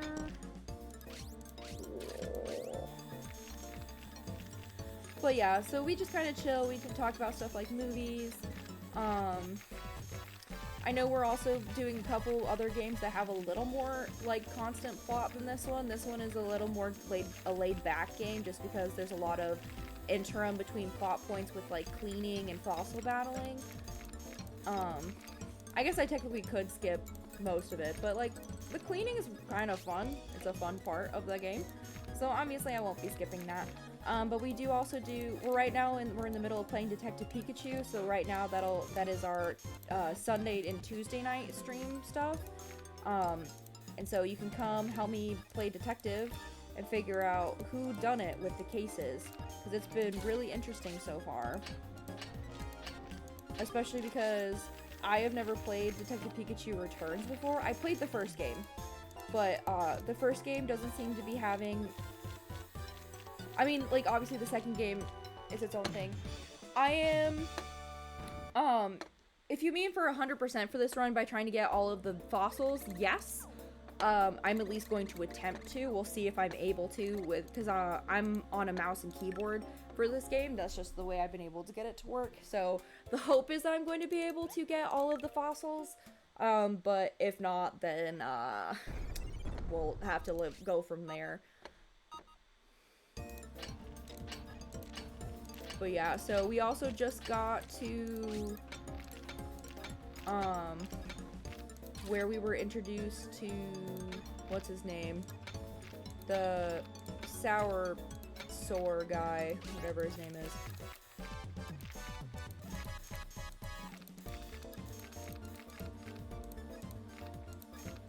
But yeah, so we're gonna try and 100% complete this. We're also playing Detective Pikachu, which is fun. Sourhead, that's his name, thank you. I'm not very good at remembering names for anything.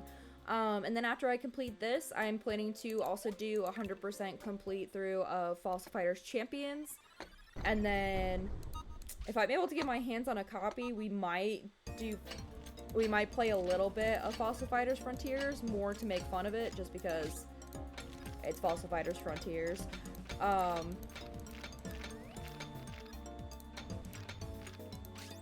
Let's see, we got gems. We love money, which we need, because I only have one of the fossil chips, so I can only get 3 of each of the bones.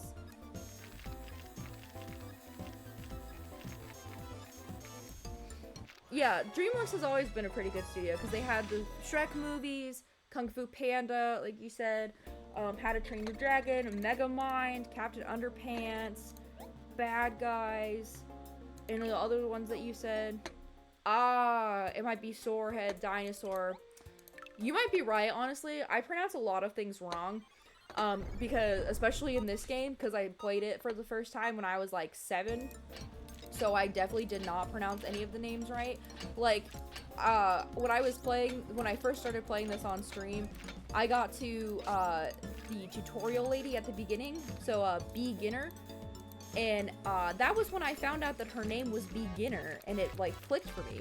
Because when I first started playing the game, I pronounced her name Beginner, because I was 7, and still learning how the pronunciation works and English worked.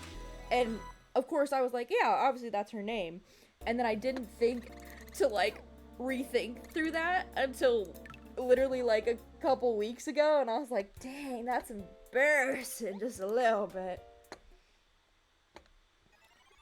Honestly, I liked both Lord Chen and Tai Log as villains. I think they both had interesting critiques for what they were representing when it came to power and people's relationship to it. Thank you, Melancholy Rub, for also pronouncing her name as Beginner. I appreciate you for also making the mistake I did. It's a safe place here. We can make mistakes here. I will make so many. I promise. That is my promise to you. I will make so many mistakes that yours will look so small and funny in comparison. Oh yeah, Shen was a better villain. Ooh, we should... Oh, it's the dino poop.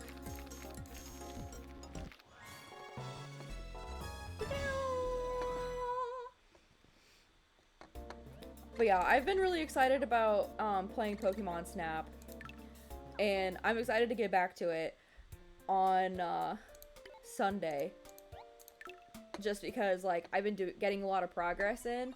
Well, I say a lot of progress. I've finished the first case, and I don't know what it is about, like, Detective Pikachu games, but for some reason, like, solving those cases are just really addictive, and I want to keep playing. Like, it happened to me when I first started playing the original game, on the 3DS. Like, I played it through so many times, because I would start playing it, and then I'd get sucked in, and then I would play the whole game through, and then I'd be like, I remember the first time I finished it, and I was like, oh, like, where's the rest of the game? Like, that's it? Because they did originally make the first game to be, like, 2 games.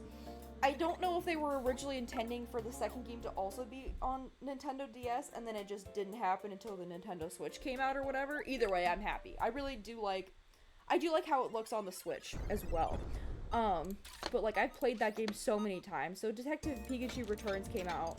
And this is a game I've been waiting for personally forever. And so I've been playing it on stream. And it's a really fun... It's a really fun time. Oh my gosh, you can't make me choose between Goose Dad or Panda Dad. Like, they're both good dads. Both are good. But yeah, so we've been playing through Detective Pikachu, and it's really fun because, people in the chat can also deduce. And it's interesting because a lot of times you don't actually get to solve the case until you find all of the pieces of the clues.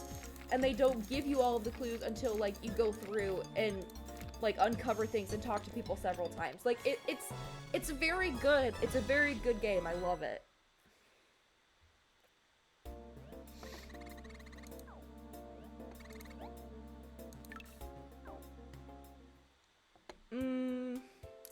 I do I guess I do have to say I do kind of prefer Goose Dad, just because we've had him longer, but they're both good dads. Like, I can't say that either of them are bad. I love both of those Goose Dads. I love both of the dads, the Panda Dad and the Goose Dad. They're both very good. Both is good. Don't make me pick.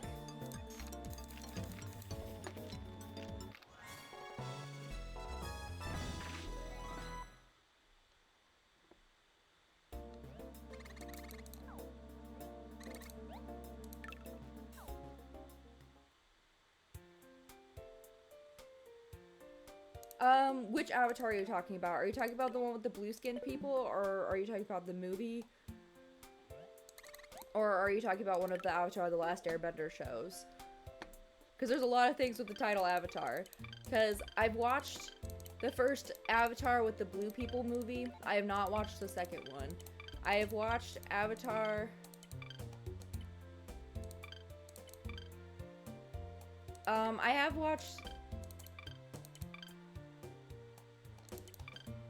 And, oh, so you're talking about, Avatar: The Last Airbender.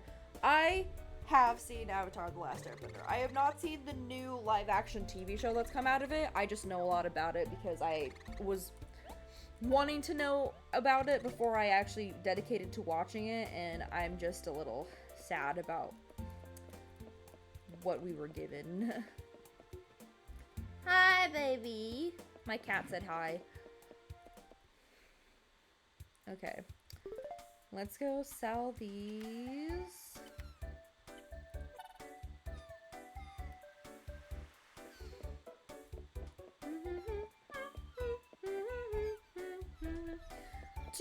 Yeah, so it has a charge time, but counterpoint, if you saw someone just, you know, conjuring lightning in front of you, I don't think you would think about doing anything right away. Like, I feel like if someone just suddenly conjure lightning in their hands, I think I would be frozen to the spot a little bit. You know, just a bit.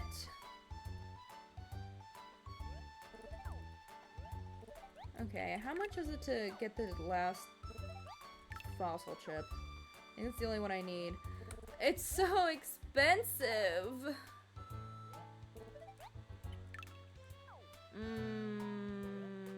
Okay, well I can't get that either. No, we're fine. It's fine. Okay. Am I able to give this poop to Knick Knack yet? Or...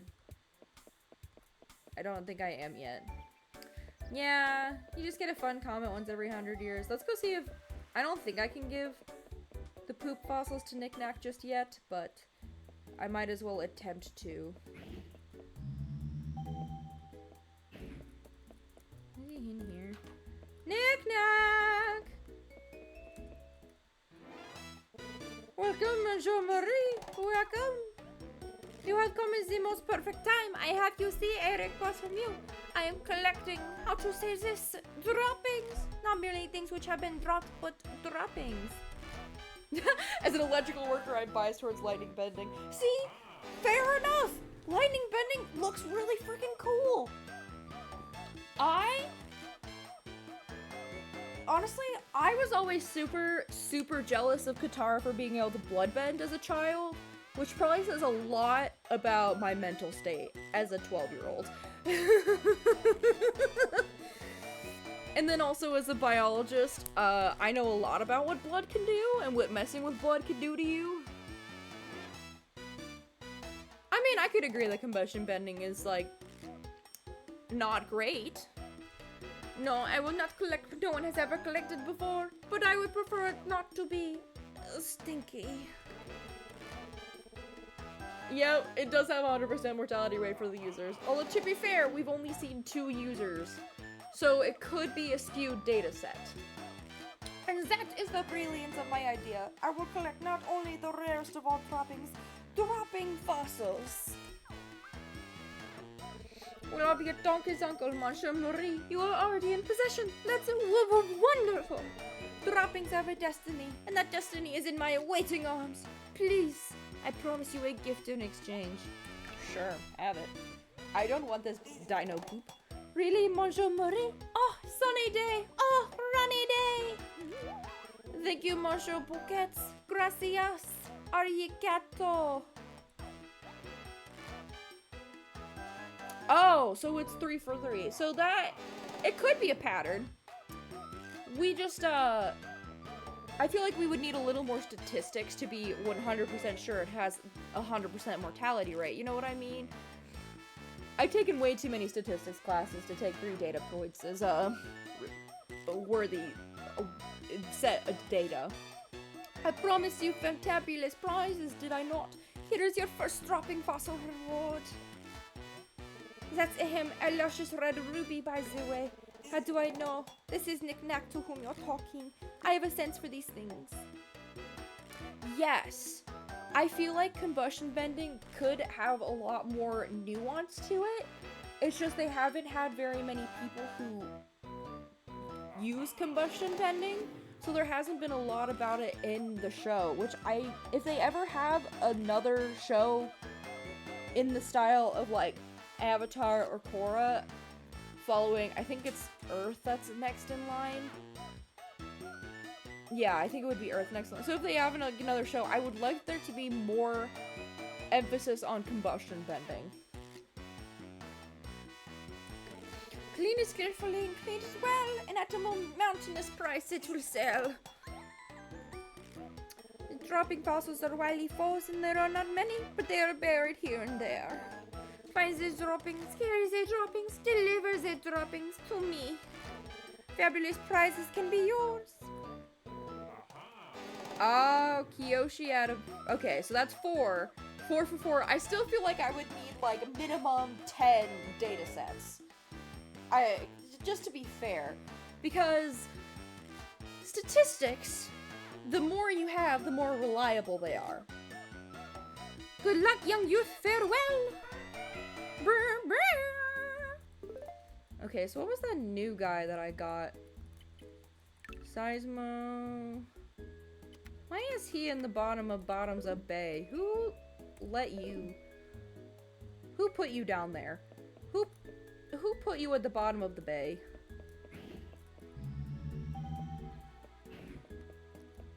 Yeah, it's true. Having a third eye that is both very sensitive and very easy to hit. Oh, that's probably why. I was just like, why did they put a huge ass dino at the bottom of the ocean? He's supposed to be there. Okay.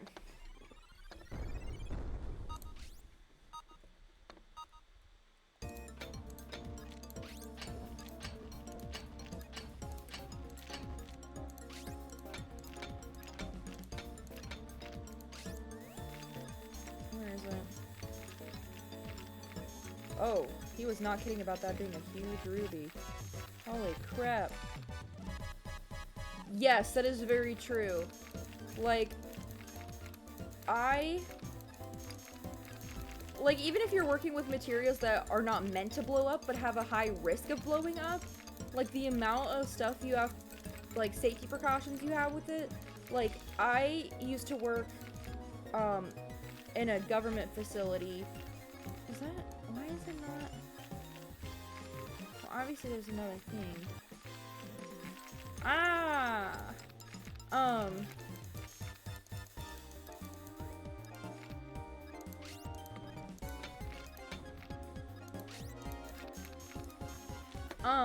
And like, we would work with huge propane tanks and like tractors and stuff and a lot of diesel, and like the amount of safety stuff we would have to go through to make sure that we wouldn't be, so like we could handle them and not like actually blow ourselves up with those things. Insane, can I tell you. So, I don't know, it's basically, it's basically, combustion bending is basically like having a lot of explosive bomb power, but that also means you have a higher chance of getting blown up because you are dealing with explosives more often. So, now I'm only 800 lower than I need to unlock that last fossil chip. Nah, there's nothing else you can help me with, dude. Okay, so let's go to the BB base next. And, get the stuff that we missed there. And hopefully have enough to unlock that last fossil chip, and then we'll go through and start grabbing that stuff. Yeah, I probably could do that. But since I'm going to BB base, I might as well try and find fossils that I'm trying to get. Because we also have to remember that the donation points are also important if I'm going to try and get all of those dinosaurs, even if I'm not going to use all of them. Delta head.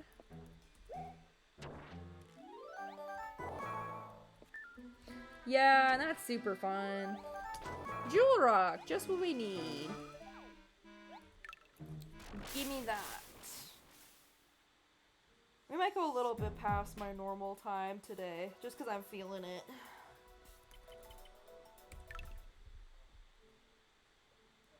Ellie Belly, what are you doing? Why do you look so sad?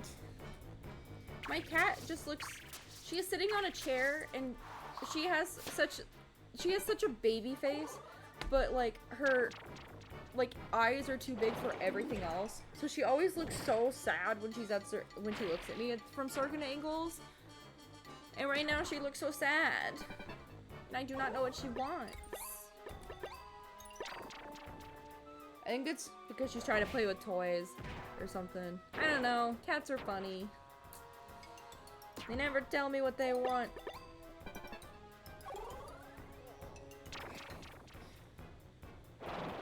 Lydia the Bard's Disney Princess villain songs. I know I've listened to a Disney Princess villain song. I don't know if it's specifically one of hers. But there was one I watched and listened to because they had like a lyric video for it where it was like a Rapunzel Disney princess song, and I don't even remember what it was like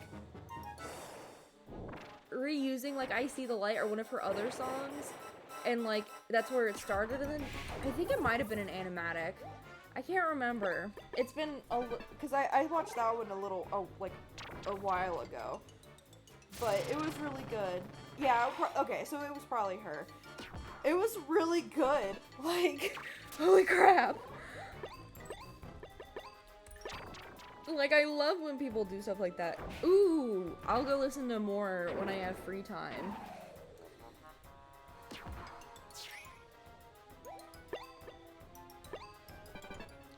But it was a good animatic. I should go back and rewatch it. I think about it a lot. No, don't kill M-Raptor, I need them! M-Raptor is literally upholding my entire sanity right now. Don't take them out. Don't kill them.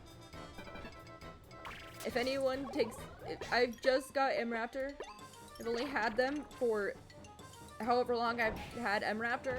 But if anything were to happen to him, I would kill everyone in this room and then myself.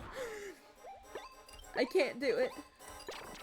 Alright, let's just get rid of V-Raptor and get him out of here.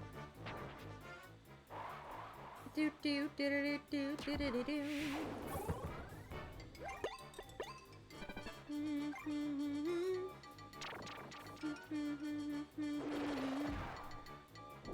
Alright, well there goes M-Raptor. Bye. Too bad you weren't strong enough, King.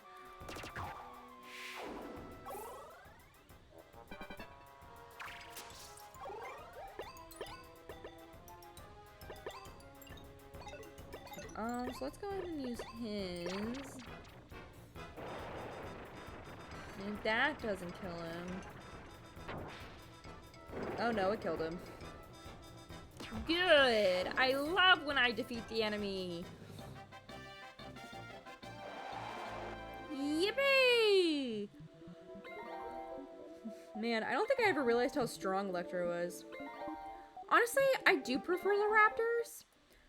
Usually actually when I'm playing, I prefer like the really, really tiny ones. Like, usually I'll use like Nassor or Hipsy, Compso, like the little tiny ankle biter dinosaurs with like one that's like a medium-sized one. But I do really like the Raptors.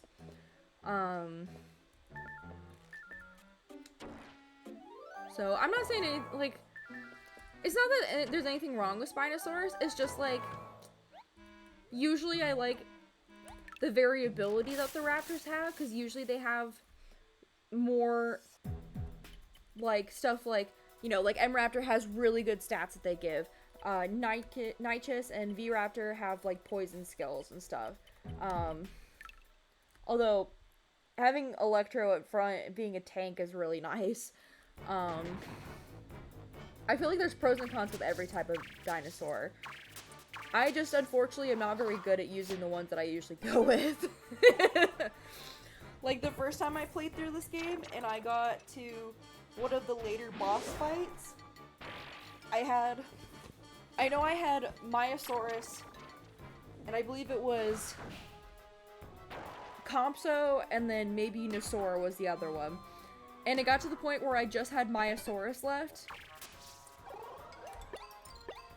And then, I basically just had to keep healing myself, and then attacking them, and then healing myself, and then attacking them.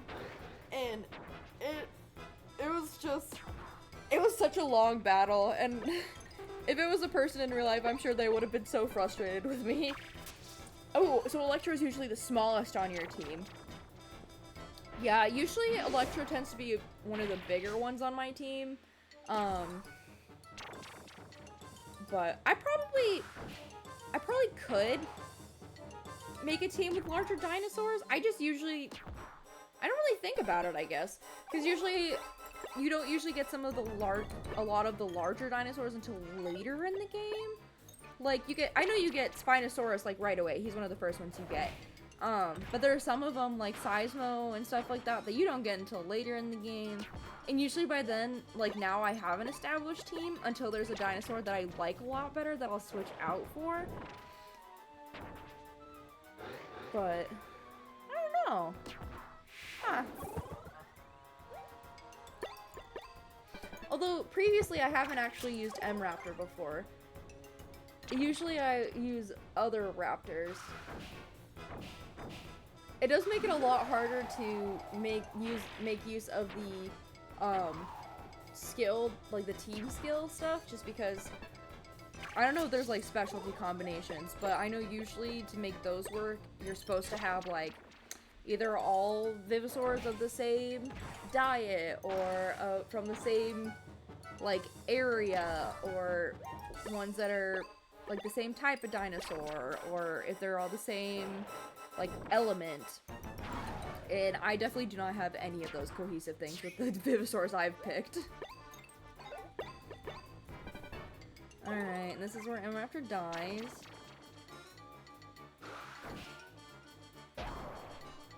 Yeah. Usually Electro is my biggest one. Although I haven't actually checked what their like metrics and stuff are. I could do that later on my own time, maybe, but it's just interesting to see how people build their teams and stuff.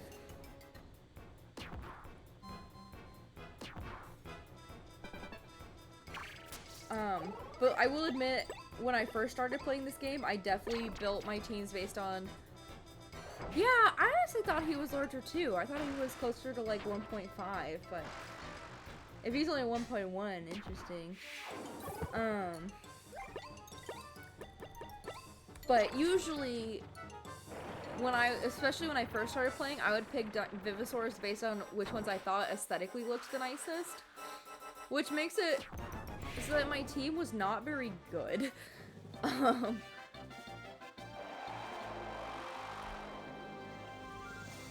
it's okay, we make do. We have Electro, who is pretty much carrying my team every time right now.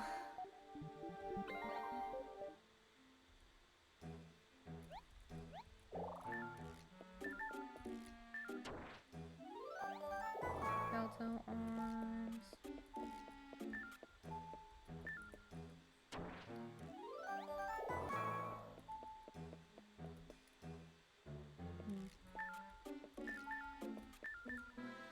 Well, and the BBs have escaped from prison, so who knows what they're gonna do. Nah, you can just have it. I'm mostly here for, like, the actual Vivosaur. Is that a child? You know what? I'm gonna leave her alone. Because usually when it's a character that looks really cute, that usually means that they have a very strong, very hard to beat team. So we'll just leave her alone. No, I'm done. I'm done. Just take the fossil. I have like 2 jewel rocks. I'm fine. I'm just here to collect rocks.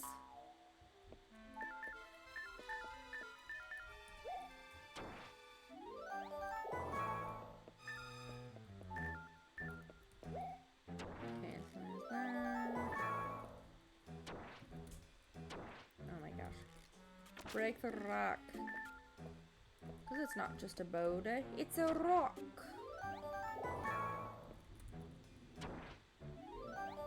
Ooh. I do like when I get dark fossils though. Even though they're sometimes really hard to clean.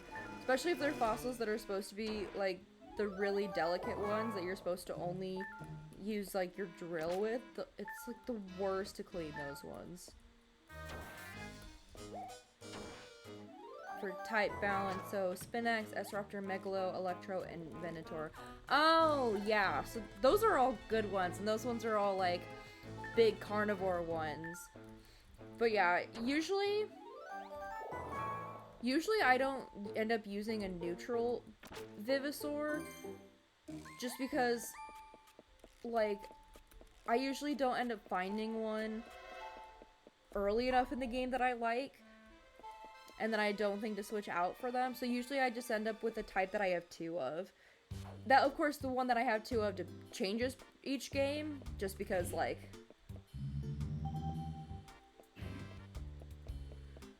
So, like, right now I think I have 2... Yeah, Tro is mid-game, so... Usually I get hit... Sometimes I'll get him, but... I think right now I have 2... Yeah, I have 2, air types on my team. Yeah, I do like Tro. So, I'm very easy to please when it comes to my teams, though. Like, I'm easy to please, it's fine.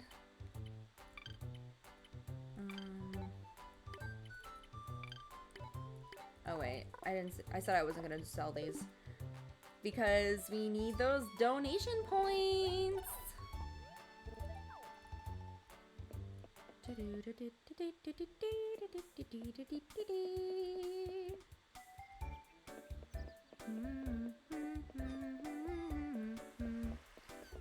Unfortunately for Lexo, we might be switching him out for Compso if I get him.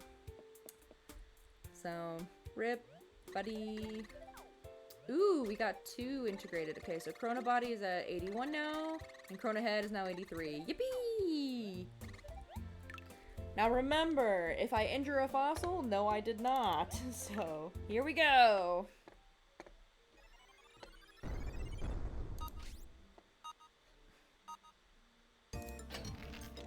Oof.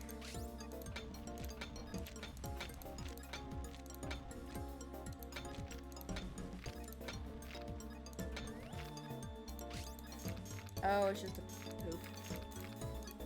Poop. Poop, poop, poop.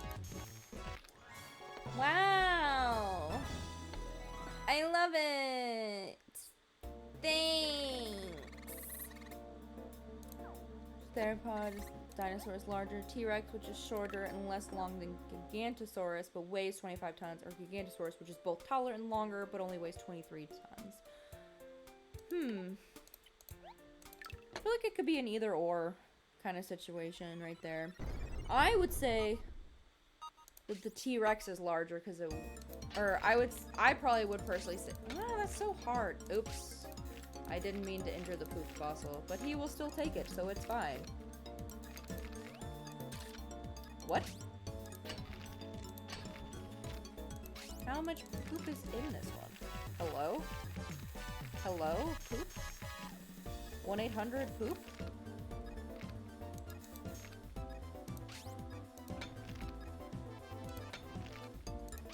Hello, poop?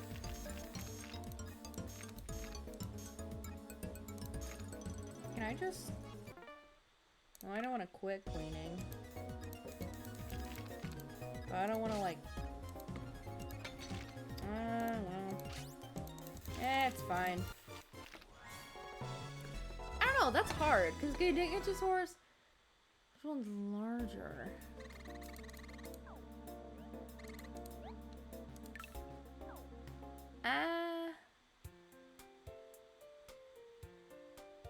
Measurements for museum, weighs basically all that matters. Oh, okay. Well, I feel like the weight matters a little bit, because, like, it's a hefty boy. I feel like the height matters, too, for a bit, because if it's, like, a really tall dinosaur, I don't know, I just feel like all the measurements mean something, or have at least somewhat of a meaning.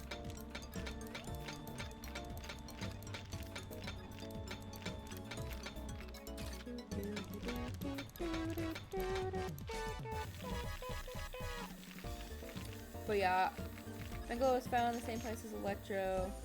Yeah, I've never really used Megalo, and I don't know if it's just because, I don't know, I just usually don't end up liking most of the neutral types, and there's nothing against them, I just personally don't, I personally really enjoy, like, using type advantages stuff, and so I always saw, like, neutrals as not having that. Well, that's probably just because I'm, like, Pokemon centered, and I'm like, yeah, I want those type advantages. But I feel like neutrals could also be really important for, like, being good against, you know, things, because nothing's super effective against them, so they could be really good.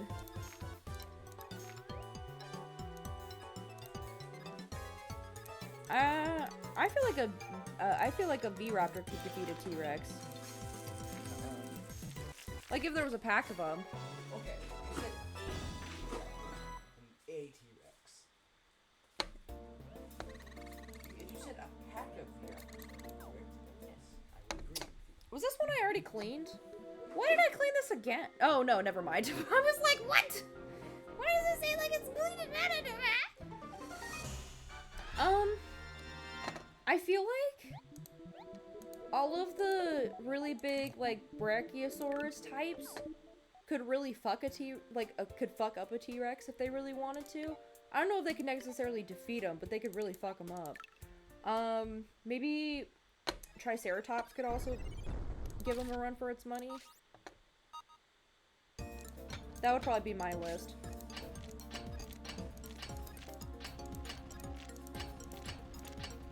But yeah, he's got a derpy face. I love that about Megalo. I do love looking at him. It's more just, I will admit that when I first started, like, usually when I play, I'm more thinking about, like, the type advantages and stuff, and not really thinking about the advantages you can get from using a neutral type Venusaur. So that's probably on me. But also, I was trying to challenge myself this time by using Venusaurs that I don't normally use as often. So, like, I don't normally use M-Raptor. I've never used Lexo before. I've never used Electro before. I think the only two Venusaurs that I've used before would be Nitrous and V-Raptor, because since those are, like, beginning games ones, of course, those are ones that I've used before. How am I damaging this fossil? I can't even see where I have damaged it. Good lord. But,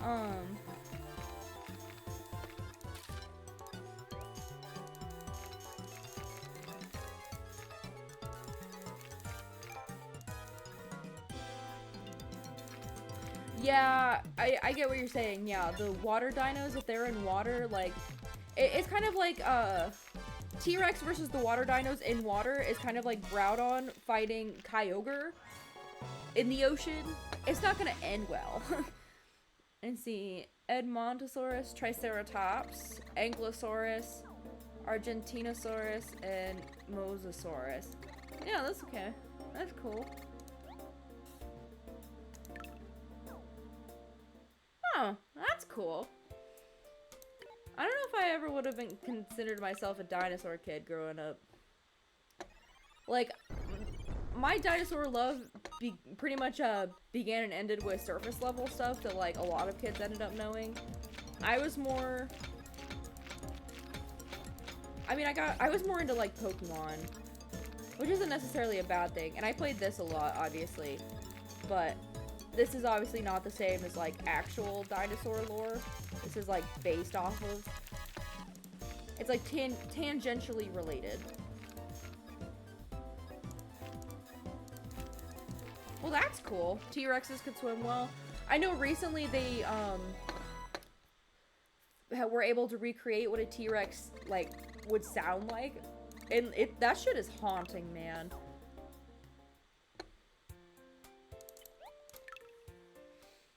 Man.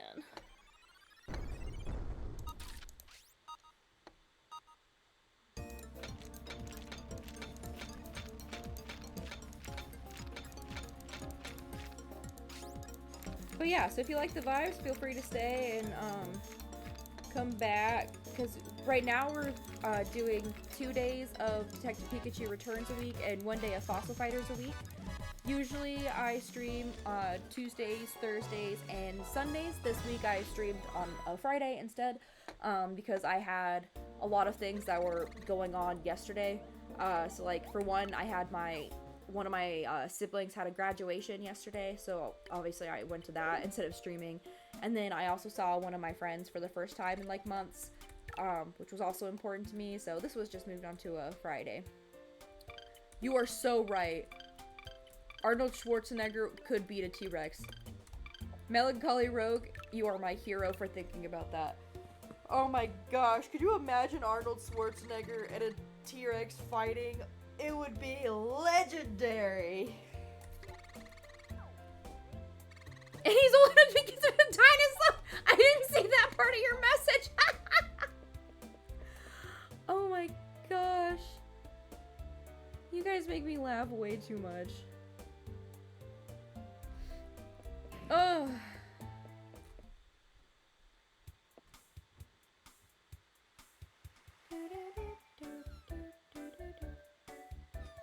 How did I manage to break one of my nails using my keyboard?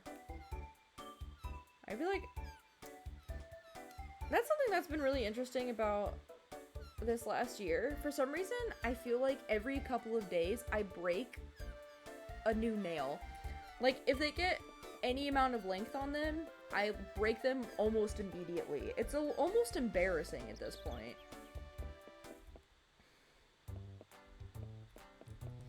Okay.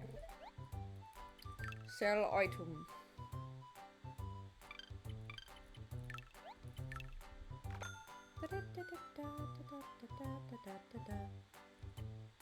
Okay, so let's get that last fossil chip. We'll drop these poopies off to Knick-Knack. And then we'll start at Greenhorn Plains and just start... See, I used to be really bad about biting my nails. And then, recently in, I think it was college, maybe in high school, I noticed that, I just started wanting to take better care of my nails. And the way that I started doing that was by, putting, like, nail polish and, like, press-on nails on them a lot. So that, like, I wouldn't get it, so then I would feel bad about trying to chew on them because they had, like, nail polish or nail stickers or what have you on them. And then they also looked cute, and then it also had the added benefit that I wouldn't, like, absentmindedly scratch at, like, my face and stuff, which was also an issue I was having. It's just, right now, with the job that I have, so I work at an animal shelter, and so it's a lot of, like, cleaning and working with my hands. And so I can't really do that stuff with my hand, like, you know, I can't, like, prettyify my hands as much anymore. Ooh, yes, my judges booties. Yes, dropping fossils, thank you. That now makes 3 of them. Only 7 more until your next reward. Yip yip. Thank you, always, always, thank you. And because I've been working with my hands a lot more than I pretty much ever have, because I do a lot of cleaning of, like, cages and dog runs and stuff. Yeah, yip yip. Freaking Avatar reference. In my Fossil Fighters, it's more likely than you think. But because I'm working with my hands so much, my nails have been becoming really fragile. And so if they get any amount of length that's past where, like, where it's at all past my nail bed, like, they are so, it feels like they're so sensitive and they break. Like, I can see them start to chip away and then, like, they just break. So, I'm not really sure what to do about that. And, because, like, I'm not sure if it's an issue where, like, I need to start... I don't really want the fossil rock that bad. You can just have it. What was I thinking? Oh, and I'm not really sure what it is that I can do to keep my nails from being so fragile that they're, like, cracking all the time.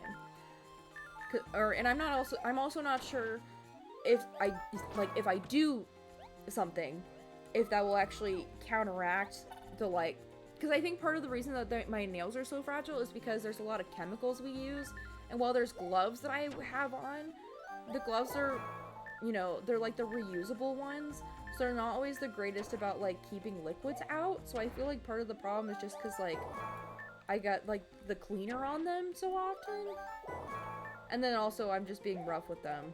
Who knows? So that's from a video that put Alistair from Hazbin Hotel against Superman, Goku, and Sonic. A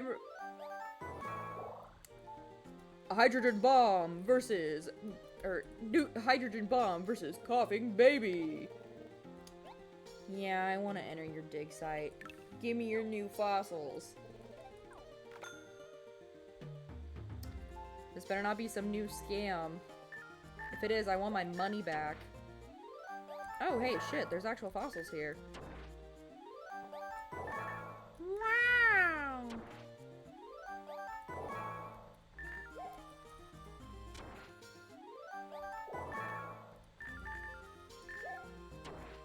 Yes, I've noticed. I said we're gonna do another, probably a little bit longer than normal. So, we might go another half an hour. Probably not much longer than that, though, because I do have work tomorrow. And I'm trying to be vaguely responsible. I mostly just wanted to get started on collecting the fossils. Holy shit, there are so many fossil rocks over here. Yeah, okay, I can see why they made me play 3000G for this. Holy crap. It's like a smorgasbord. Yeah, I work from Saturdays to Wednesdays, from 8 a.m. to 4:30 p.m. except for on Saturdays, which I will usually, we go until 5 or 5:30. But also since I work at an animal shelter, that's like tentative times. So sometimes we don't leave the building until like 6 p.m. Because it mostly just depends on how many dogs we have, how long it takes us to clean the rooms, get the animals fed, and then get them walked and stuff. Because of course, you know, like, if you're only halfway through cleaning your rooms, and it's, you know, let's say like 4:30 when we're supposed to be leaving, you can't just like leave and not clean the rest of your rooms. No, I work 5 days. I work Saturdays, Sundays, Mondays, Tuesdays, Wednesdays, Thursdays, and, I mean, not Thursdays. I just don't work, Thursdays, Fridays. Pretty sure I said Saturdays to Wednesdays.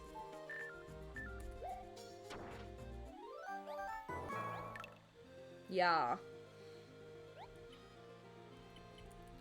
There's just 2 days of the week I don't work. But I will say, it's honestly not that super bad because I do have... I'm pretty sure I said Saturday to Wednesday.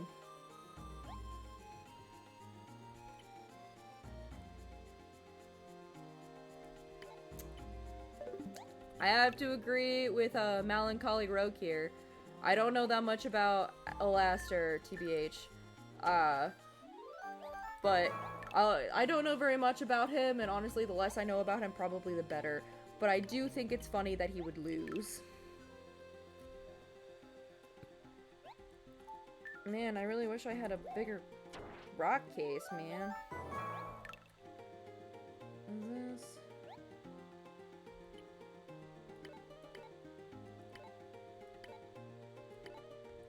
Okay, so that looks like a fossil I have.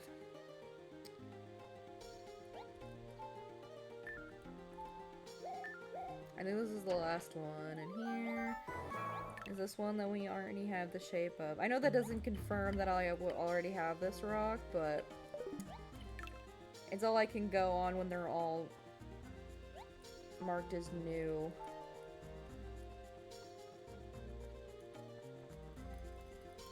Ah, big fish in a small pond.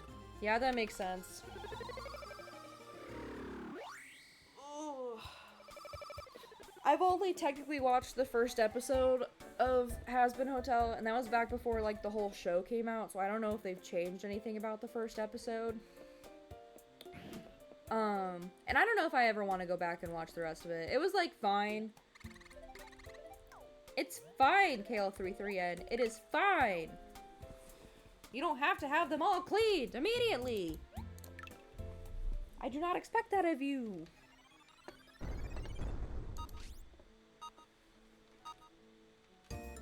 Ugh. And I'm gonna be honest, when I did not at first read that as Homelander, I first read that as Homestuck.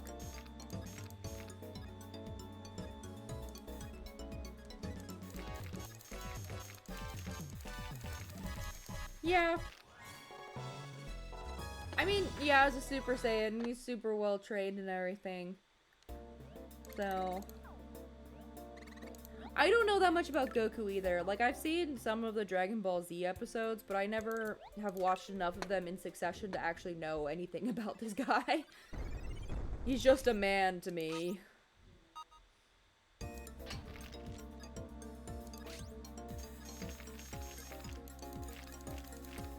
Okay.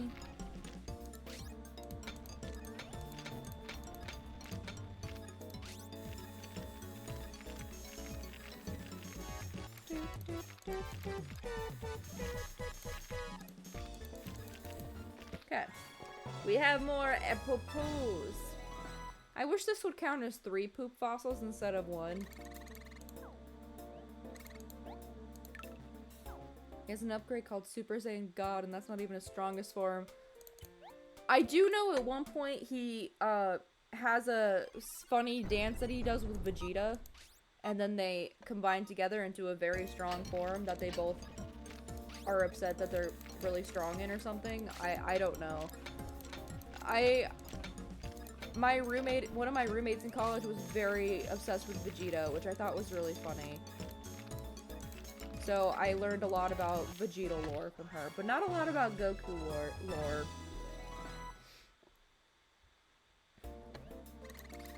I do know that Vegeta is really funny. That's all I know. Because they're 2 people who are like co-workers, technically, who don't really like each other.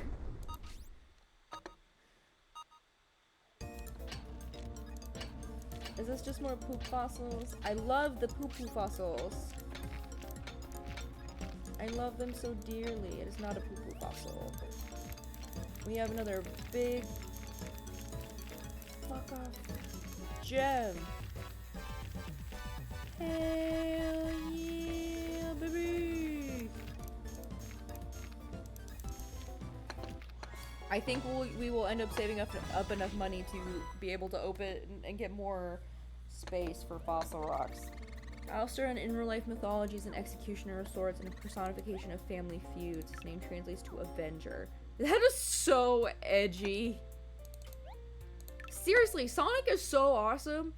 Like, he's a super speed, like, hedgehog. And that's not even getting into, like, the power of, like, whatever those gems do, which I also don't know very much about, despite watching and knowing a lot about Sonic.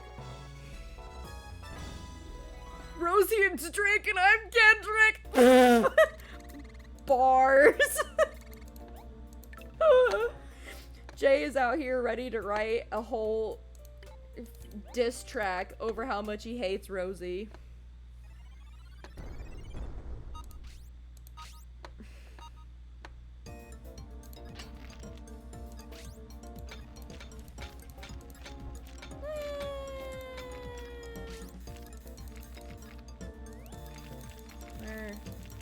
Where? big fuck off ones. Oh, nope, it's just a little tiny one in the corner. Yay! I don't know if I'd say the Bible is edgy. I mean, there's a lot of, like, death and other things. Death and killing and slavery and all of that. It wasn't because he was annoyed at them. It was, okay, so, it was not because he was annoyed at them. It was because they had sinned and had... Okay, so the main reason that he sent the flood was because everyone except for Noah and his family had turned so far away from the light of God and had become so corrupted that he no longer wanted to have his creation exist anymore. He did not see a reason for his creation to exist until he saw Noah. So he made a promise to Noah, and he saved him and his family, and then he promised that he would never flood creation again. And so it was like a whole thing. Like, it was not because he was simply annoyed at them. It was because he had lost all hope in humanity that he saw it better to destroy it than to let it continue. There's also the fact that Abraham and his first child was a very important parable about how he made Abraham wait forever. And it was an allegory to replicate and symbolize Jesus Christ coming and how God would do the same thing when it came to his own kid and, Jesus dying on the cross for people's sins. So the only difference is that in this case, at the last moment, God sent an angel to stop Abraham and not let him go through with it. But that didn't happen with Jesus Christ because it had to happen. I will let a lot of things happen in my chat, but please do not misrepresent things in the Bible, please. That is one of the few things I will not tolerate. Yes, he said the next would be a fire, which would be Revelation, which is when the world ends, and he brings the faithful people to heaven to be with him, and it's like the reckoning and everything. So, like, I don't care what other stuff you get up to in the chat, for the most part, like, we're here to have fun, but, as someone who is religious, I would prefer if people not,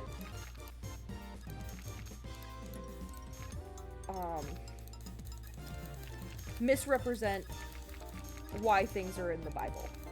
That is, one of my few hard lines I would like to establish.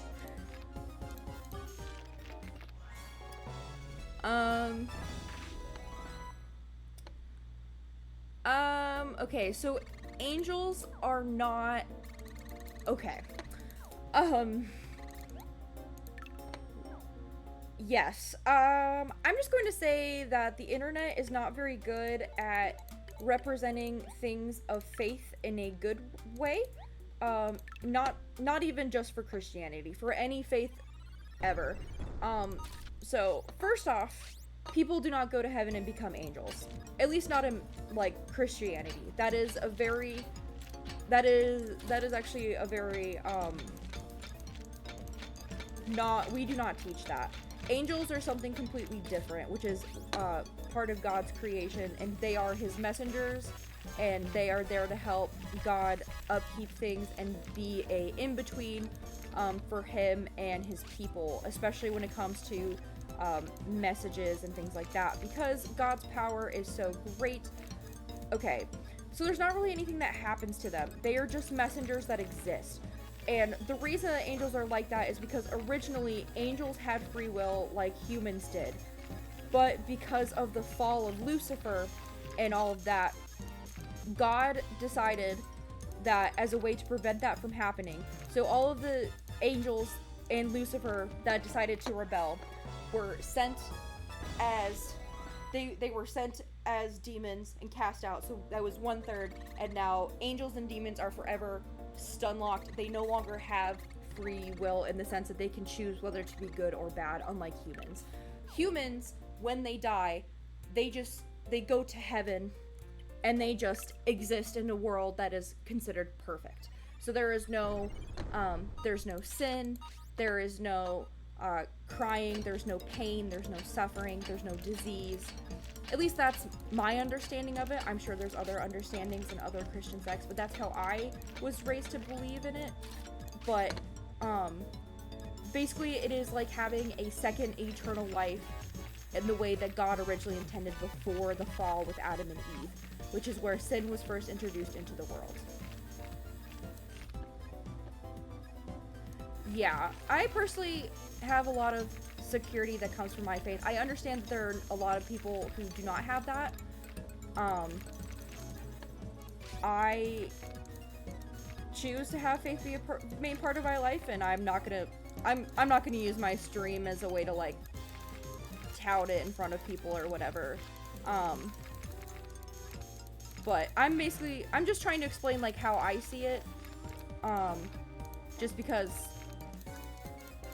you know, I was raised that way, and I would prefer at least people know why I talk about things a certain way that I do when it comes to those certain topics. The way that I was taught, Lucifer and Satan are the same person. Lucifer was his angelic name. Satan is the name he was given when he fell. So it is the same person just before and after the fall of angels and demons. Yes. The way that I was taught, everyone goes to heaven. But the main way that people go is that it is through believing in Christ. Or if you don't know about them, usually it is a complicated subject. Is that basically God, you know, weighs and chooses whether you go to heaven or not. And what keeps you from going to heaven is rejecting his gift of salvation to you, which is what Jesus died for. That's what I was taught. Now, if you believe something different, that's fine. I'm not going to tell you that you can't believe something different. The way that I was taught is that the only way that you do not go to heaven is through denying Christ and him dying for you and the gift of salvation that was given to you through that. There is a hell in my religion. That is where people who reject the gift of salvation and heaven go to.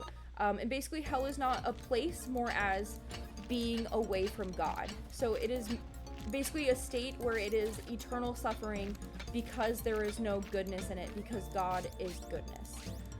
So, like, I know Earth can be, you know, the world can be kind of a shitty place to be in, but it's kind of like taking every bad thing that is on Earth and ramping it up to like 20,000 in essence.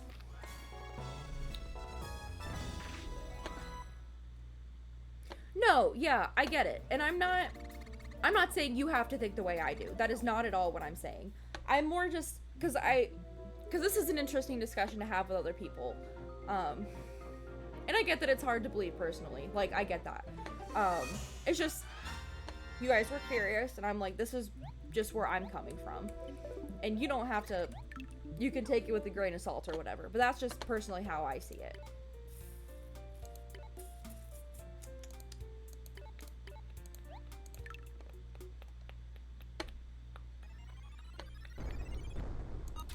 Anyway, back to the funny dinosaurs.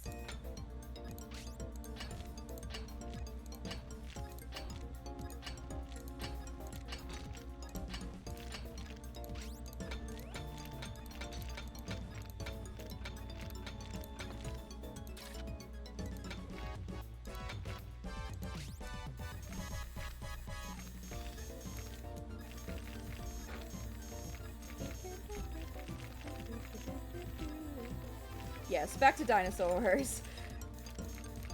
Anyway, thank you for the discussion. We will go back to the funny times now. Oh, back to the dinosaurs. Yippee! Alright.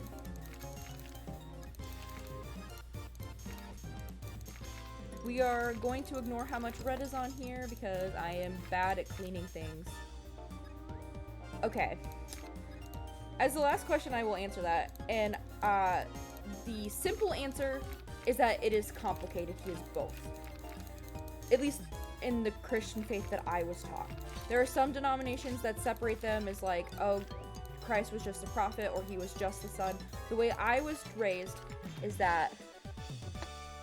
Okay, so the way that I was taught is that God is a trinity, but it also is one God. So there are 3 parts to it, but it is still a one God. So there is God the Father, which is the God that most people think of, God the Son, which is Jesus Christ, and God the Holy Spirit, which is the spirit that goes into people when they are baptized, which is the in-between when it comes to praying and things like that. So, basically, he is both God and the Son, and that's the easiest way it is to explain it. I know there are other religions that just say that Jesus is a prophet. I think Muslims are one of them. I think that's a religion. And then I think Jewish people also. But yeah, so there's that.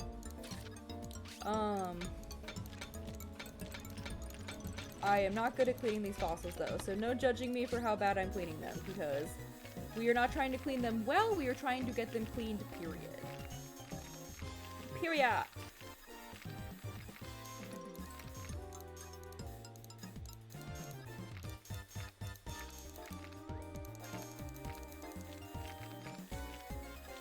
Okay. Where is the one? Oh, it's over here. I'm just blind, apparently. Where? There we go. I didn't totally... Oh, it's still 91. It's fine. That red doesn't count. It doesn't count. It doesn't count. But anyway, I am hoping... Yeah, no, I getcha. I also will just say, as a blanket statement, that religion is always going to be a complicated subject, and the best way you can go about it, about not getting people angry about things, is by, like you're doing now, by being open to things, by being respectful about what you hear, and by understanding that people are going to have different opinions and views on everything. The thing is that, in my opinion, religion can be a very subjective thing with very personal pieces to it. And so everybody's going to have their own way of seeing things, even if there are things that are generally accepted for different sects of different religions. No, yeah, I getcha about wanting to understand people's views. It's just one of those things where it's one of those things where you just have to be mindful about how you are approaching things, I think is the biggest thing. Because as long as you're approaching it with, like, an open mind about how the other person is seeing things, then, like, I'm sure the conversation will be fine.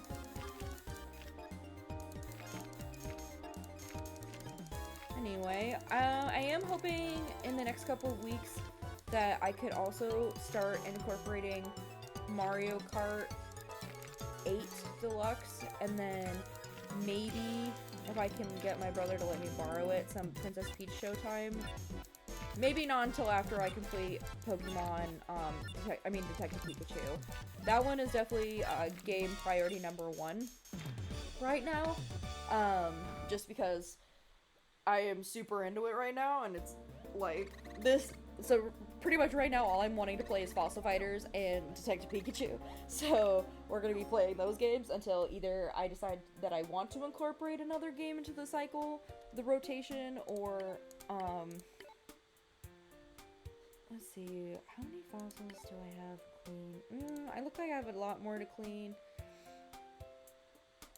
No, yeah, I getcha. It definitely could be a touchy subject for people, but I appreciate that you're wanting to understand other people's views, and that, like, you're wanting to be more open about that, about people who are different than you. I do appreciate that.